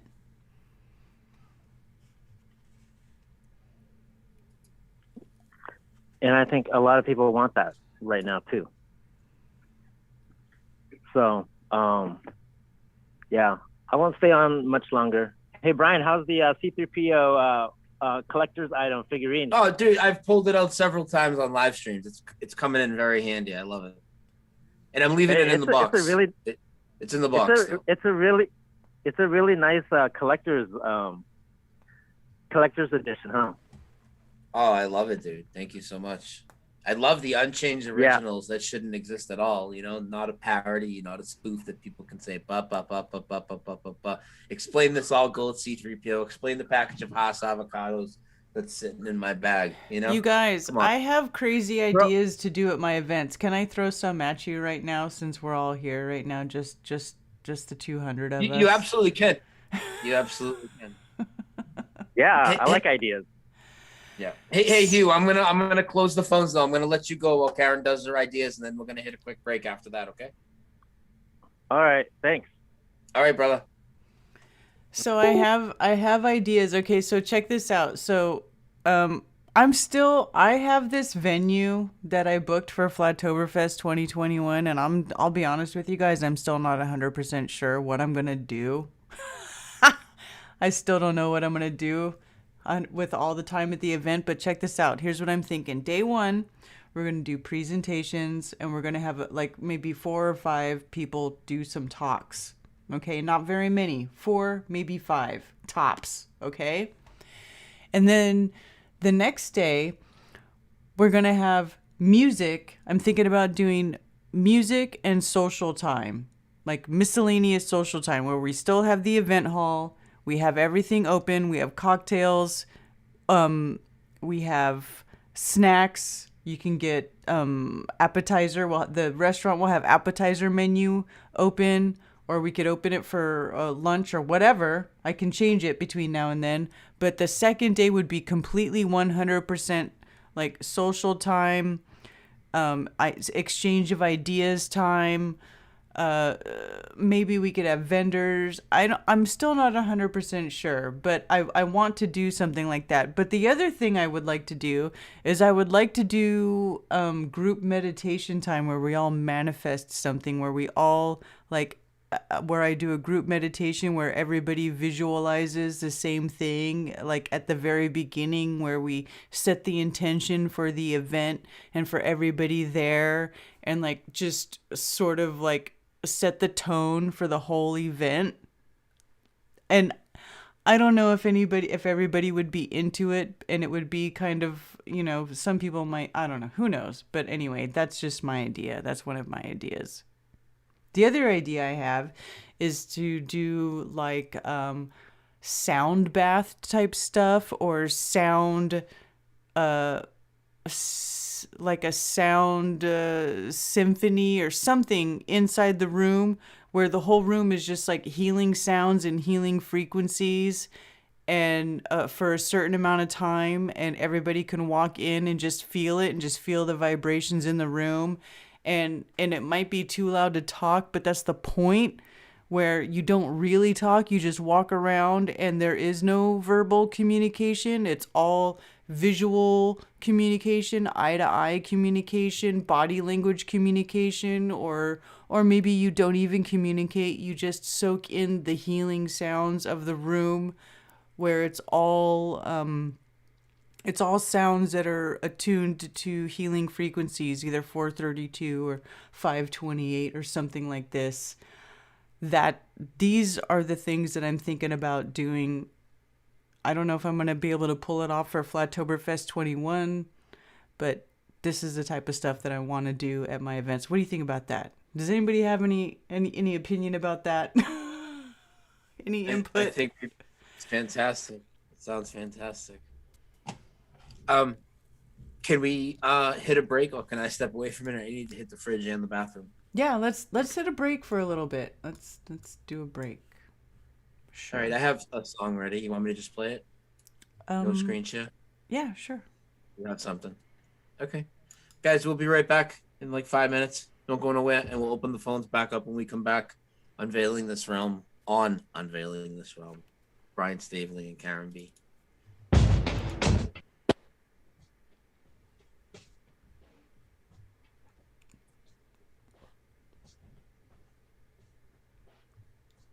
Brian.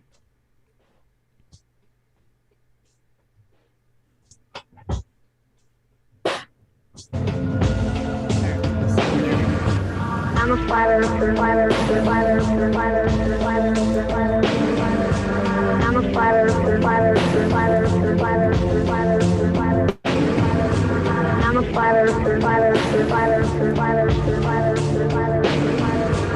I'm a flat earther, flat earther, flat earther, flat earther, flat earther, flat earther. Hey, my name is Tristan, and I'm in second grade, and I asked my teacher to show me an experiment where water curves. She couldn't do it because it doesn't curve. The water always finds the water.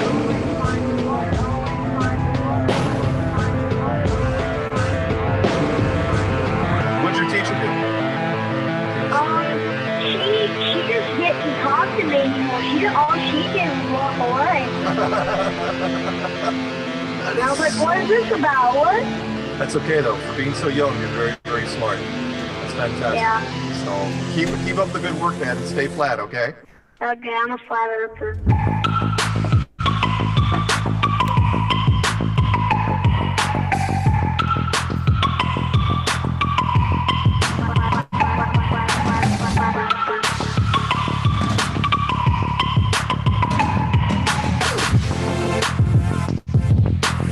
She couldn't do it.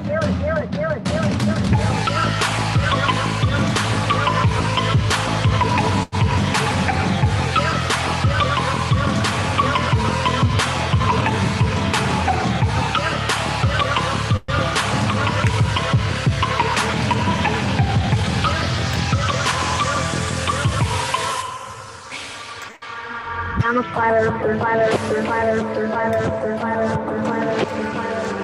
I'm a flat earther, flat earther, flat earther, flat earther, flat earther, flat earther. I'm a flat earther, flat earther, flat earther, flat earther, flat earther, flat earther. I'm a flat earther, flat earther, flat earther, flat earther, flat earther.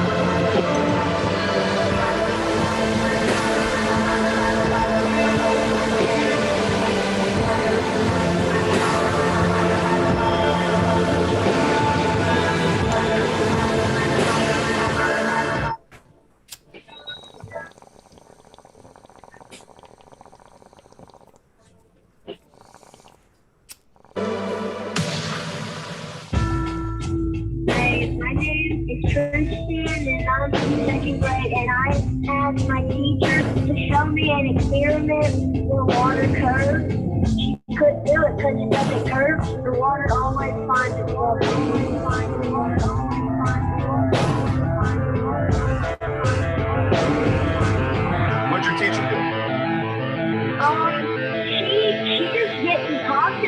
all she did was walk away.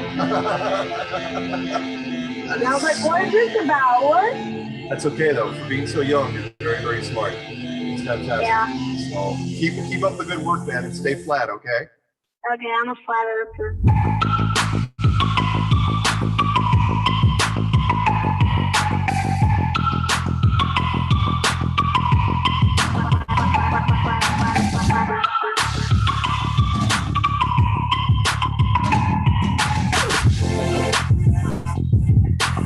She couldn't do it.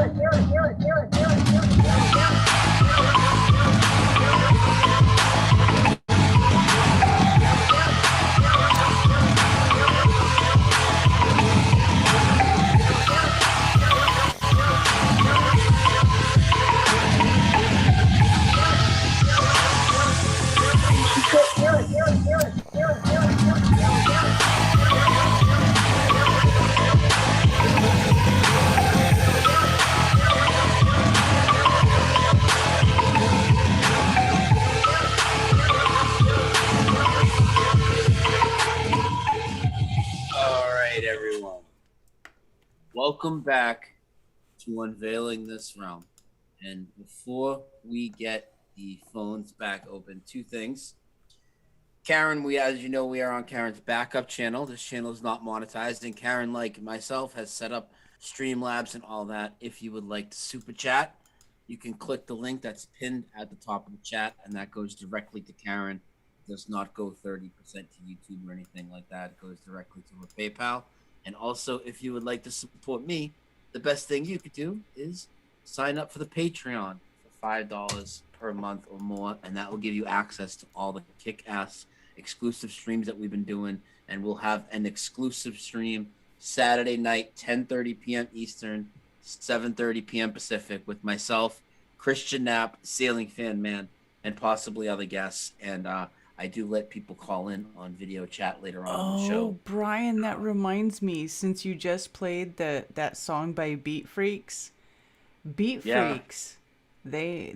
offered to come play the event. They offered to come spin some beats. Could you, sick. How awesome would it be if we had the Beat Freaks there to play the I'm a Flat Earther song? Now it's a fucking rave and shit. Right? I'm a flat earther. Dun dun doo doo doo doo doo doo doo doo doo doo doo. Come on. You know. Fucking awesome. You know we would be lit. That would be fucking fantastic. You okay if I open the phones now? Yeah, man. Phones are open. 978-435-0006. Again, Karen has on-screen super chat. It's pinned at the top of the chat. And if you'd like to support me and join the Patreon streams, next one is Saturday night with Christian Knapp, Sailing Fan Man, and myself. And there's the link. And anybody that signs up, I will give you the link to all the past streams, and you can cancel anytime. So who wants to give us a call? Here we go.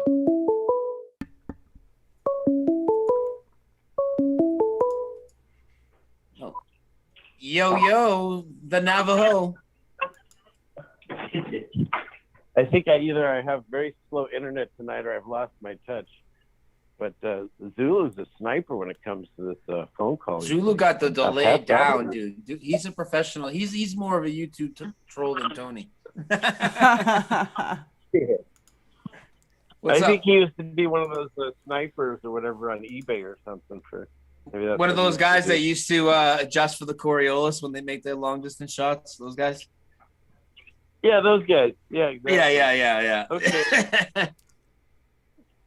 Well, I've been writing notes all night, so I want to cover a few of them because you're hitting some of them, and the rest I'll do on my show, 6:00 tomorrow night on my show.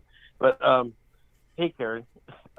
Hey. Did he say Unveiling This Realm? I always check him on that. I just said yo because that's how I answer informally to pricks like you. Okay. But go ahead.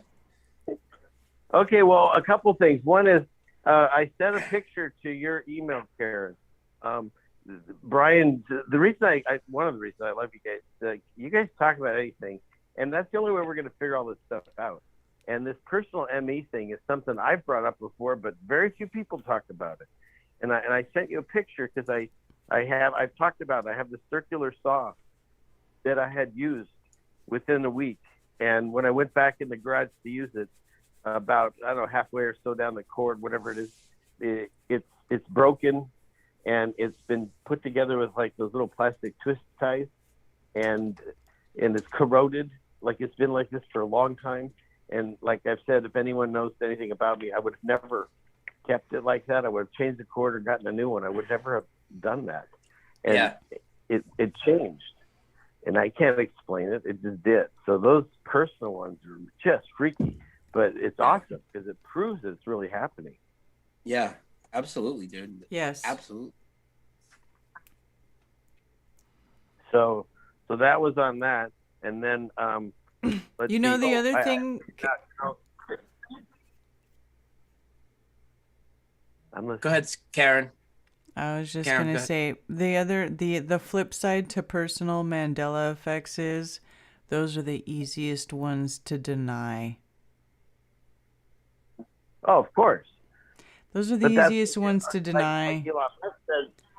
So if you have a personal Mandela effect and you spit it out, you're all in, and God bless you. Wait, what? I said if you have a personal Mandela effect, that's it. And you talk about it. That's it. That means you're in. You're willing to speak about reality as it is objectively happening, as uncomfortable as it is. That's my point. So that I'm just saying, bless those people if you have if you're able to talk about it. Because I did it. I talked about it, and it felt. I didn't want to talk about it. I'll tell you what. I don't like talking about it because it makes you feel like you're crazy. You know what I mean? No, I totally hear you, but 100%. But that's why this whole community, because we got together and realized we're all not crazy. I mean, I don't even know what those words are. Yeah, exactly. We're not crazy. Yep. I've seen orbs. I actually filmed one, and it's on one of my videos. I saw an orb fly into an egg, and I filmed it. They're real. Go look at Heather Thunderhawk's channel. She's amazing. I've seen orbs. I've seen them a few times. I was on a call with Karen and a few other people. I didn't even know I was on it. I was like, thought I was recording just the orbs, and it was crazy, dude. Yeah. Yeah, and then like we went over to Seattle today, and everywhere I go, you can find these damn planes that are invisible. I film them all the time. The fact that people you can see right through a freaking plane, and then there's like a trail of shit coming behind it. Yeah. And no one looks up. No one. Nope. And this whole thing about when you figured out that you're, and like I put it as, biblically the righteous, you gotta stay in truth and everything in truth. When you come at anything with that position and you go adventuring in Babylon, you do the Jedi mind trick. Shit, I did it all day today. I did it yesterday. We have a friend that she got in the hospital. It seems like we're seeing this more and more. I already got, like, my mother was in, my uncle was in, this friend's in, and unfortunately, we might be seeing more of this, unfortunately. But we went there to go see her because it's important to not just let these people die alone like they want them to. And so I contacted this rehab center when you come out of the hospital, and they first thing she asked me, are you vaccinated? God. So what I do is, I there's options. You can go at them and say, I'm a living man, you have no right. No, what I said was, I'm not sure how to answer that because of the HIPAA laws, and I don't even know how to spell it anymore. But I said, because of the HIPAA laws, I'm not sure what am I allowed to or required to, or what can I say to you? I put it back at her like I could get in trouble. But once you announce the HIPAA law, they have to shut the hell up, and they know it, or they could get sued, and the hospital gets sued. So you don't have to threaten them. I did it like I was, being that, the stupid part, it's easy for me to do. I was like, I'm not sure what I'm allowed to say with the HIPAA law. And then she shut up. She didn't ask me anything more. So then I said, I'll tell you what, because I like to work within their realm if they allow me. So I don't want to cause waves. I want to see my friend. I said, I'll tell you what, do you do outside visits? She said, yes. I said, okay, why don't we set up to meet outside? It's nice out. We can sit outside, and it'll probably be really good for her too to get some air.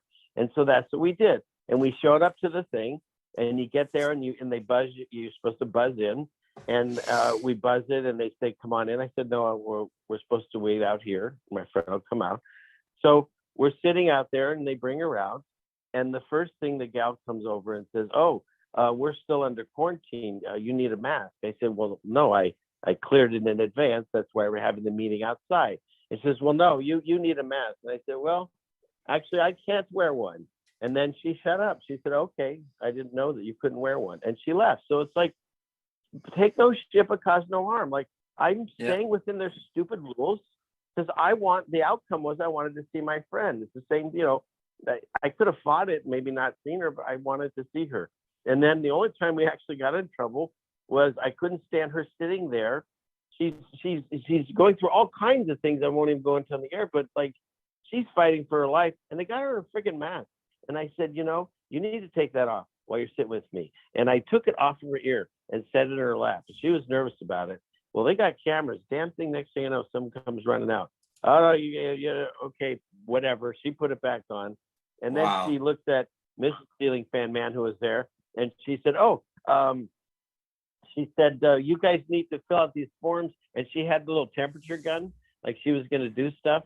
And it was funny because my wife and I were just kind of smirking and looking at each other. This is the same lady that I sent away once. She was a nice lady, but she was trying to, bully us. And she looked at my wife and she goes, "Oh, well, if you're not going inside, I guess I don't need to do all this stuff." And then she says, "Did you want to fill out one of these things, like the contract tracing?" And my wife just goes, "No."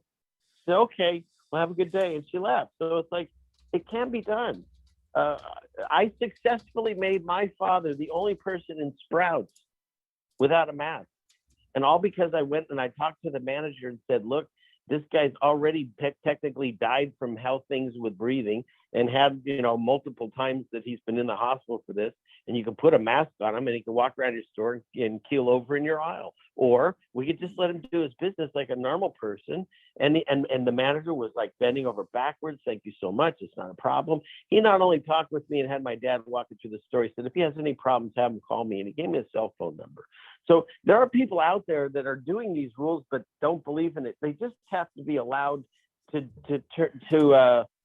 sidestep it. You know what I mean? We went into a Chinese restaurant that said "no mask, no service," and we walked in right past it, and the gal looked at us and said, "Two?" And we said yes, and we sat down. They have to put those things out to try to navigate their restaurants. But if you give them pushback, if they're cool, they'll let you in, and if they're not, you don't need to eat there anyways. You know what I mean? Yeah. Yep. Oh, I know what you mean, man. I know what you mean, man. That's the problem, though, is it's a crapshoot. Like, you don't know what it's going to be like. You walk into it, you see that sign everywhere. You walk in, sometimes nobody gives a shit. Other times you walk in, and it's like when me and Brian went to that sushi place in Greenville, and everybody had a fucking conniption fit on us for not having a mask, even though the fucking sushi dude behind the counter didn't have a fucking mask on. Yes. I agree. Sorry, I'm not yelling at you, but it's like you never know. It's like there is no fucking logic. That's what is so frustrating about all this bullshit, is that we even have to go to the trouble to decipher which fucking place is full of psychos and which place isn't. You know what I mean? Like, that in and of itself is like a psychological fucking trauma on all of us, dude, on all of us people who just want to live our lives. We just want to live our lives. And yet we have to, like, it's like you put your hand on the door handle and you're like, all right, am I setting off a fucking mine? Is the time bomb going to go off in my face, or is everything going to be cool? Who knows? I know we're all feeling that frustration. That's part of this psychological warfare they're doing us, and it's been very successful. I mean, it's hilarious when I find myself, my wife and I will say a blessing before we go into the post office. Hopefully this just goes smoothly. And it's not that I'm afraid of a fight. Like you say, none of those people gave two shits about me when I went to the grocery or the post office or anywhere else like a year ago. Why do they care now? So I just want to go in and get my stuff and get out. I don't want to hang out at CVS or whatever. I want to go and get out. And like you say, though, it's like it's hard to see all those people walking around. Those are our brothers, sisters, our family members, our friends. It sucks. I mean, and now you can't even recognize them when they're all masked up. And there's some people sitting at that thing that we were at today visiting our friends, and they were wearing those N95s. The one guy next to us was sweating and stuff. And he finally took it off. Why? Because he saw me sitting there calmly, not hacking and wheezing, not dying. I'm just having a nice conversation with my friend. And that's how we do the examples. You know, I don't always film myself without anything on. I did a little at the airport, but that's not me. I just go about my day. And if other people see it, that's all we're supposed to do, because it's really not all on us anymore to try to wake everyone up. Whoever wants to, they can see by our examples or listen to our shows. And if they don't, we can't force them. It's like trying to make someone quit smoking. They'll do it if they want to. You know, we can just give the good example. Yep. You know? Exactly. And oh, Brian, so I give you the heads up. I figured this out. Okay, you ready? So toilet paper was the first shortage, right? And then lumber, and then we had gasoline, and now it's meat, and now it's going to be, ready? We should stock up on popcorn, because from what I hear, coming August, Trump's coming back. He's leading the army from Mars. Okay, I know that sounds crazy, but think about it. Crazy like a fox, right? He's got Space Force. What do you think that is? Those are the Martians. They're coming from Mars. I can prove it because I've seen John 5 Alive. He's on there filming right now, and they're going to come back. And it's like it's all been in your face, right? ET used to say ET phone home, and now he says ET home phone. See, they switched it to let you know it's happening, right? Isn't that wild that he's the only one that doesn't say it right now? Everyone in that movie says ET phone home except him. Yep. So weird. Yep. So there you go. That's the Trump thing. Yeah, he's coming back. Still do it. Hey, man, this Flat Earth channels with many subs still pushing it, saying he's talking all sorts of shit. Hey, I'm gonna let somebody else ring in. What do you want to say before I let you go? Yes. Last thing, Karen. I'm curious about different types of rocks, and when you look at the moon, all the craters are perfectly round, and I've seen that now a few times. I have a piece of obsidian that the bottom looks the same with the little round dots, all even. And then there's also a pumice stones and things. So what's up with that? And is there something there? Yes. Well, definitely the moon is what's there is that those craters are not created by meteors flying through space at the moon from every which way here and that. So yeah, we know that. Okay. But it has the same holes as you can see in this rock in obsidian, which some people are saying maybe a firmament glass.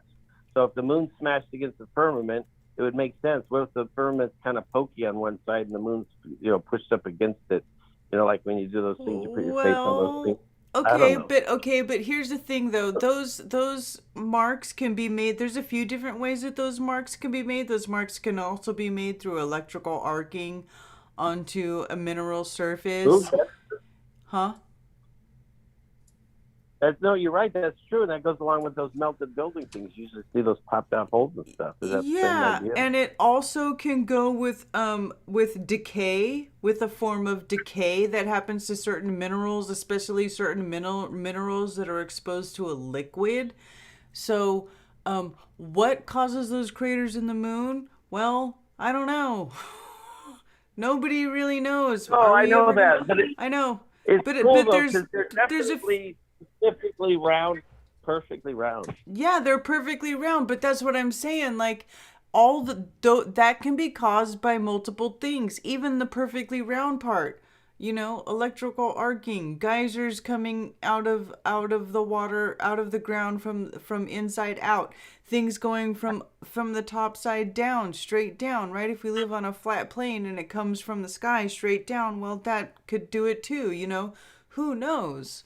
That's the thing. There's multiple reasons why, but all of them make more sense than a fucking meteor. No. And I'll let you go, but this is what I'm saying. It's not I'm trying to figure out what caused them. I'm saying the rocks that we find here have the same pattern as on that moon. So whatever happened to it potentially, is happening around here too, or pieces of something. Oh yeah, are coming well, that's just the fractal nature of the universe. That's the fractal nature of the universe. Everything is scalable, just like an electromagnetic field. It can be super, super tiny. That's the picture of an atom, is what they show you, like a hydrogen atom is. That's all that is them imaging a single point of energy as best they can, which happens to end up looking like a toroidal field, like a toroidal field in motion, because that's what it is. Everything is electromagnetic, and a single point of energy is an atom, is a toroidal field. That's like if you think about their little bullshit cartoon picture of what they show you a nucleus is, or an atom with the little things spinning around at the protons and the electrons. It is their very crude, bullshit, chaotic drawing of what is the simple simplicity and classic signature of the creator, which is the electromagnetic field, which it has like its set, motions and angles and the hyperbola and the toroid and everything going. It's infinity. If you cut it in half, it's the infinite sign, right? It's inside. And that is the motion it makes. Even if you make that figure eight motion with your hand sideways, the infinity sign, that literally is the motion of the energy inside of electromagnetic field. And where it crosses in the center, that is the null point. That is the center. That is like what what if you wanted to visualize it on the scale of the earth, that is the North Pole. That's the center. That's the point around which everything rotates. As above, so below. That's all it is. Excellent. Okay. Well, thank you. Sorry. All right, brother. It's always a pleasure talking to you. It's all right. All right. Hey, love you guys. Thank you. All right. Okay. Bye. Good night. Hey, awesome calls tonight. Next call, 978-435-0006. Give us a ring, dong. Why does the Dutchie. moon look like a rock on Crow and others' images it doesn't look that way in the sky? I don't know. What do you mean it looks like a rock? Does it ever look like a rock? I don't know. I don't know why the moon does what it does.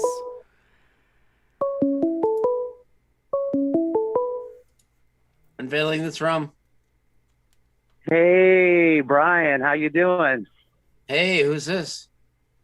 This is David Harbour. Hey, what's up, Dave? Thank you for subscribing to my rock fan, by the way. Thank you. I seen that. I was like, my pleasure. Well, I just thought it would help everybody. I subscribe to you and Karen, but I thought anybody else who joins, it would help them too when I follow them. And yes, thank you. So, but Karen, I never got to say hi to you. Hi, Karen. Hi.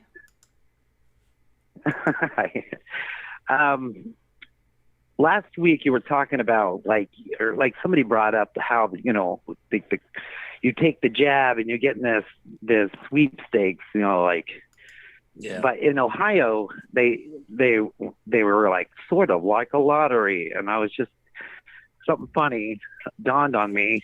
I was like, you can win $1 million. I'm like, well, who's going to hand out this check? And I'm thinking Ed McMahon is going to come back for the biggest Mandela effect. You're like, no, he didn't die. He just had some heart complications, and he just took the breather and took.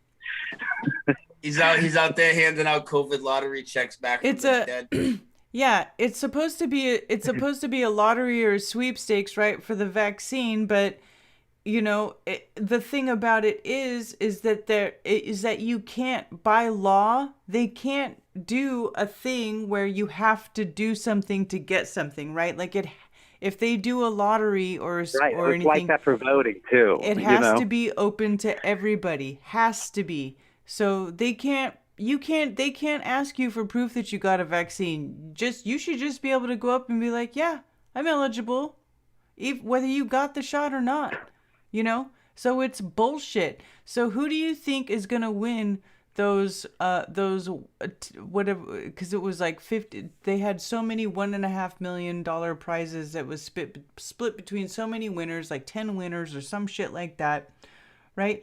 So what 10 people do you think are going to win those prizes? Like, it's totally going to be rigged, right? It's totally going to be rigged. Sir, you are correct. All their little cronies are going to win the $1.5 million prizes. It's going to be completely full of bullshit, and there's going to be no way that any of us are going to be able to go in there and, you know, falsify any of it.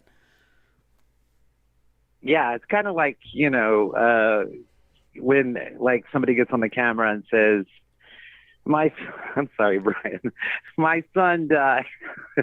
I lost my son like Bob McIlvain. Yeah. So they're going to be like, I won the check. And then nobody's going to know who this person is. Yeah, it's going to be like, oh, it must be someone from someone from someone. It's always just like COVID deaths. Of course, man. Like everybody on my Facebook is still alive. And I don't get on Facebook, but, you know, I have 800 people on Facebook, and I'm like, nobody's talking about anybody dying other than somebody's uncle or somebody they knew, somebody that I'm like, yeah, that guy was probably had a heart attack and they just chalked it up, you know. Like, I think it's hilarious. I'm at DoorDash, and I right now I'm wearing Unveiling This Realm t-shirt, and I was door dashing in that. So I like to advertise you guys. Awesome, dude. That's fucking awesome.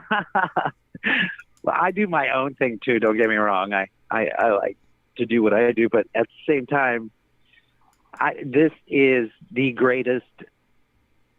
Like, finding flat Earth was the greatest thing I ever ran across. That aha moment that happened changed my life.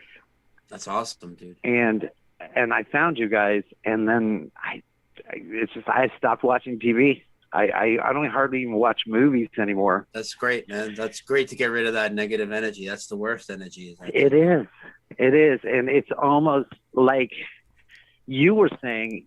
I'm going to try to. Last time I called in, I kept saying, "You know what I'm saying? You know what I mean?" I'm going to cut that out. I'm going to. That's one of my hard phrases that I'm working on.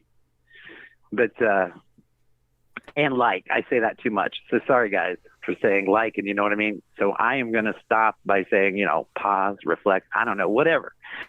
But where I'm coming from is because I'm trying to put all these thoughts together, and I'm trying to find the right words.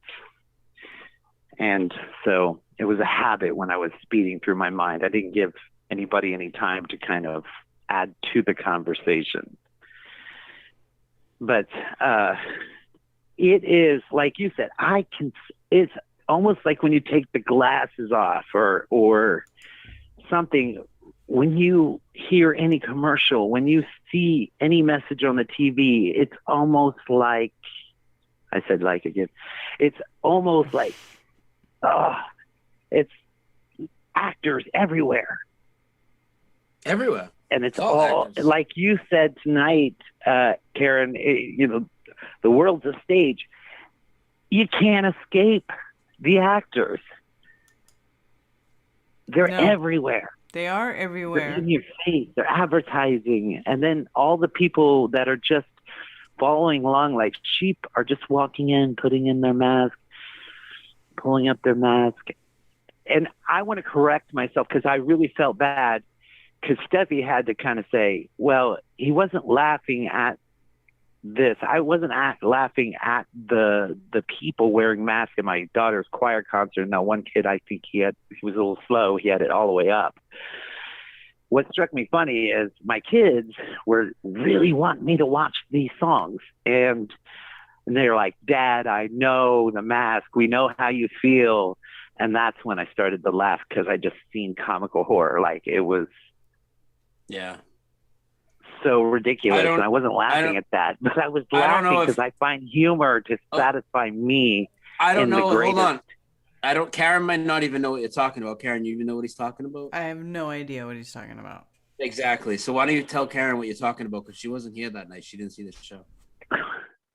Right. Well, my kids came home. They do their shows at school. I used to go to every one of them, and they wouldn't put them on for the parents, but they did it for the school. So I got to watch my daughter's band concert, who's in 7th grade, which looked fine because they spaced them all out. Nobody's wearing masks. Everything was fine. And then I got to see my 9th grade, my daughter in 9th grade, sing her choir concert. Everybody on stage was just so masked up. It just hit me like a ton of bricks. Like, this is the stupidest thing I've ever seen in my life. And then, so they're singing, and the only time they could lower their mask is if they had a solo and walked out front. And I could just see all these kids just singing through their mask, and the mask going in and out, and they're breathing in that bacteria and all that crap that you spit when you sing, because you kind of spray when you sing. And then and then when my kids were really trying to get me to list songs, which were really good, they were really well performed, but I couldn't concentrate on that because I just seen this is my reality. And then I brought up the point, like, someday when they have no mask at a concert and you get to go reflect back in 2021, 2020, will you be aggravated that you went through this? Will anger just rise up like, or you just walk on like the election was a fraud and you realize it's always been a fraud. It's always been a fraud. Yeah. The normies will just walk on and walk right into the next song. Go ahead. What are you gonna say? Yeah. I was telling Brian last time is before I found flat. Uh-oh. Dave, you broke up. We lost you. Now, Dave, hold on. We totally lost you. Hang on. Dave? Are Dave, you there? Okay, we lost you. You said, Brian, before I found flat, and I'm assuming you're going to say earth, and then we completely lost you. Yeah, are you there with me now? Yep, we're good. Okay, I had to walk outside. That's a bad spot in my room. But before I found flat earth, I was into politics for like 8 years. I got sucked into red team, blue team. I was like, how could they? And then the outrage. And then after I seen it, like, I went and voted, and it still hasn't sinking in yet because nobody's talking about this when a flat earth, they're just really focused on flat earth at the time. Yeah.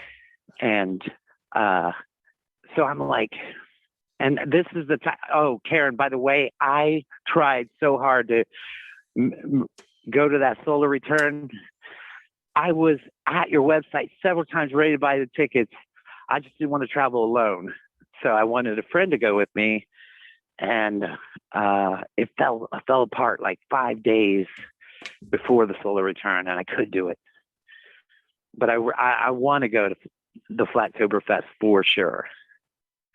Because I would be so excited to meet everybody. Yeah. It's going to be awesome.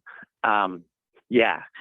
So what I'm saying is, like, so after all of that, like, I stepped away from everything. I opened my eyes to everything. The whole thing, I was talking to you before about realizing what part of history is true. I hardly believe none of it. Yeah. It's almost like the winners define your reality. And then, like, whatever they want you to believe, they just teach it to you. Just like they put in a globe in front of you. You didn't ask any questions. You were just trying to fit in with your classroom. Okay, the world's round on this spinning ball. And like I want to just rehash the obvious is water, and you could just throw everything out the door. Yeah. What water does, you just throw everything else out the door. I was like, do you think we're not sitting on a curve too over here? But in our bathtubs, puddles, and lakes, they're just flat and level. But somehow on that curve, it curves. Like, because you're sitting on a different part of the curve, you just don't see it. And it's like, no, there's no way. There's no way water does something different because you can't see it. Everything about the globe goes a complete 180 against everything you've ever experienced and observed. Yeah, literally you're not everything. spinning. I mean, even the fucking. You see the sun. You see the sun moving in the sky, and they tell you you're really just falling backwards on the earth, and the earth's spinning. I heard you guys talking about the moon with ceiling fan. Yeah. And did you see the Globebusters where they talked about that E-War guy who had that 5 or 6-part, 7-part series about flat Earth? If not, you guys should check it out, because he had a breakdown of how the moon is reflecting. It's kind of like an X-ray of the Earth, and they show the map of the world in the corner. Yeah. We've seen that. Yeah. I mean, I don't know about that. It's an idea. Well, all I'm saying is it's not impossible. No. Because we don't know what it is. And I don't think it's a rock. That's true. It's not impossible. Yeah, it ain't some just asteroid that got stuck here and stuck to the side of our spinning ball. No, it's none of that. It's something else. There is some compelling evidence about that. So magical recently. Say that again. I said there is some compelling evidence about that, as far as the moon being sort of a reflection, as far as a clue as to a map of the Earth. And it's like a negative version. Yeah, it's interesting. It's very interesting because enough of it matches up that it's more than a coincidence. I mean, if you look at all this stuff, if you look at everything that we're looking at, you start to see that after a while, if something passes like a certain percentage, if something is, it has to be more than a coincidence, because I mean, it is just, there is just too much that matches up on it. The map of the shape of the world on a flat Earth theory. How did they get the same shapes when they didn't have planes and everybody surveilling the land, and they got these same shapes? And they're not exact, right? Like the moon was the original map. Yeah. I really think it just makes more sense than just being there for no reason. Yeah, it's very interesting. And also, the other thing that makes that more interesting to me too is if you listen to if you watch L.C. King and Ben Balderson, both of them think that instead of the sun charging the moon, that it's actually the moon that charges the sun. Now, how exactly that works? I watched that episode when you were talking about that. I did. Yeah, see, that's you had a guest for introducing that. Mm-hmm. That makes more sense to me, because everything is like positive and negative, like all working for the same purpose. Mm-hmm. And one couldn't exist without the other. Right. It just seems like the perfect, like you said during that show, I remember, it is like a perfectly balanced system made perfect for existence. Yeah. And who are we to put our preconceived ideas on how it should work, to assume that that's how it works. You know what I'm saying? I feel like a lot of the way that we think about things is it's still the indoctrination speaking. It's still like the preconceived ideas that were put inside of us to make us think how things work in this system. And they may not necessarily work that way, because everything is a polarity. It's all about an exchange of energy. So it doesn't necessarily have to be that the hot charges the cold. It's an exchange, you know? Yes. Yes, it's hard for me to wrap my head around everything, but it just makes sense, even no matter how you would like to explain it. And, you know, it's like they've been telling us it works this way for so long. Mm-hmm. But I really think, personally, that they've always hid the truth from us.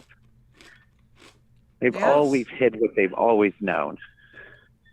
And our ancestors knew a lot more than we did. Yeah, for sure. We just believe basically movies and aliens and superheroes, and then you could just introduce anything because you just accepted the whole thought of it. Here's a thought for you guys. Isn't it brilliant how they hide truth in plain sight? Here's a thought. Mm-hmm. The space that doesn't exist out there is in your head. What do they call it? They call it a vacuum. What did they do? They mentally put a vacuum in your head to suck you out from the knowledge you could have gained. Yeah. Yeah. Exactly. It's exactly what they've done. They call it a vacuum. And what do? Spin you in a circle. Mm-hmm. We're not spinning. They're spinning lies around our head. They're creating the vacuum.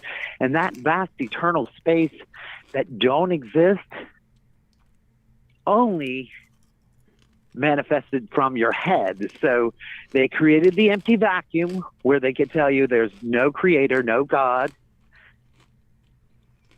And they're going to suck all the third eye ability that all people are born with, that they've been trying to remove from us for a long time, like through just years of slowly weeding things out to the point where science is the new religion. Science is the new Catholic Church of the old day. You know, if you get shamed if you don't follow. It's just like they just traded. It don't matter if you're religious or you're non-religious. Whoever has the money becomes corrupt. Whoever is the controller of the money becomes corrupt. They start out with great intentions. I'm going to make this world a better place. And then they're like, such leeches on the system. And that's how they end up looking at things. Yep. And so that's just a thought. I mean, isn't that cool? They created a vacuum in your brain. Yeah, well, not really cool, but that's what they did. But hey, Dave, I was gonna say, I don't know if it's cool. Yeah, but Dave, hey, I'm gonna they physically had to put a vacuum in your head.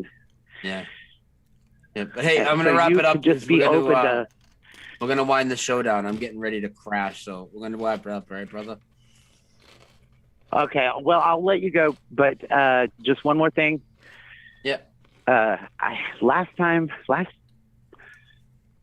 2 times I've called, I was the last caller. I'm like, am I ending your show because I'm just dry? No. I actually text Karen. I text Karen like 15 minutes ago before you called and told her I was getting tired. Well, Brian, it's always a pleasure. Glad to subscribe to Rockfin for both you guys and everyone else that's part of it. And Karen, it was a pleasure to hear you talk to me because I've been watching you for a long time, just like Brian and a lot of other people that I watch now. So, right on. Thank you. Well, I hope you guys have a great evening. You All right, too. brother. See ya. Bye, Dave. Bye, Dave. All right. So let's get ready to wrap it up. And I will first off say that, again, Saturday night, I'll be on with Sailing Fan Man and Christian on my Patreon stream. If you'd like to sign up, there is the link right there, $5 per month or more. That is the best way to support me. If you haven't been watching those streams, you are missing out. I do suggest you check it. And I'm supposed to do a show probably Monday night with Jen. And then Thursday night, me and Karen will be back on my channels. And Karen, what do you have coming up? Don't you have a show coming up with Jack on Saturday? Yes, I do. I will be streaming, not tomorrow because tomorrow's Friday, but the next day, Saturday, in the AM, 11 a.m. my time. Me and Just Jack will be doing a non-religious, objective reading of the Bible, the first 5 books of the Bible, the Torah.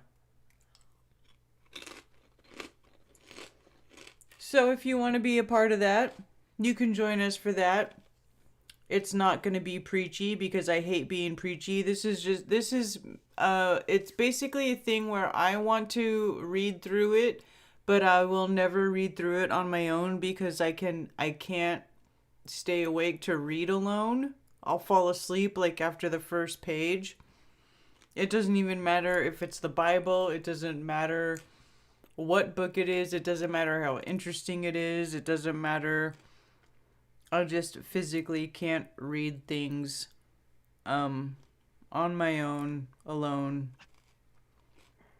and stay awake for it. So I figured I'll do a stream Saturday mornings. And if you guys want to be there for it, Jack is really good about teaching people how to look up the Paleo Hebrew and the actual original meanings of words and how to decipher what they mean and how to basically strip out any preacher or preachers or priest interpretation of what the Bible says. It's just is what it is for what it is. So if you want to be there with us for that, it'll just be like, I don't know how long the streams will last because we haven't done one yet, but that's what it is. And then of course on Tuesdays I have Strange World with Mark Sargent, and every other Sunday Bitches Brew. So actually, yeah, so this Sunday there will be no Bitches Brew, and then the following Sunday there should be a Bitches Brew. And that's it. Perfect. All right, perfect. So we'll get out of here, and I will see some of you guys Saturday night on the Patreon.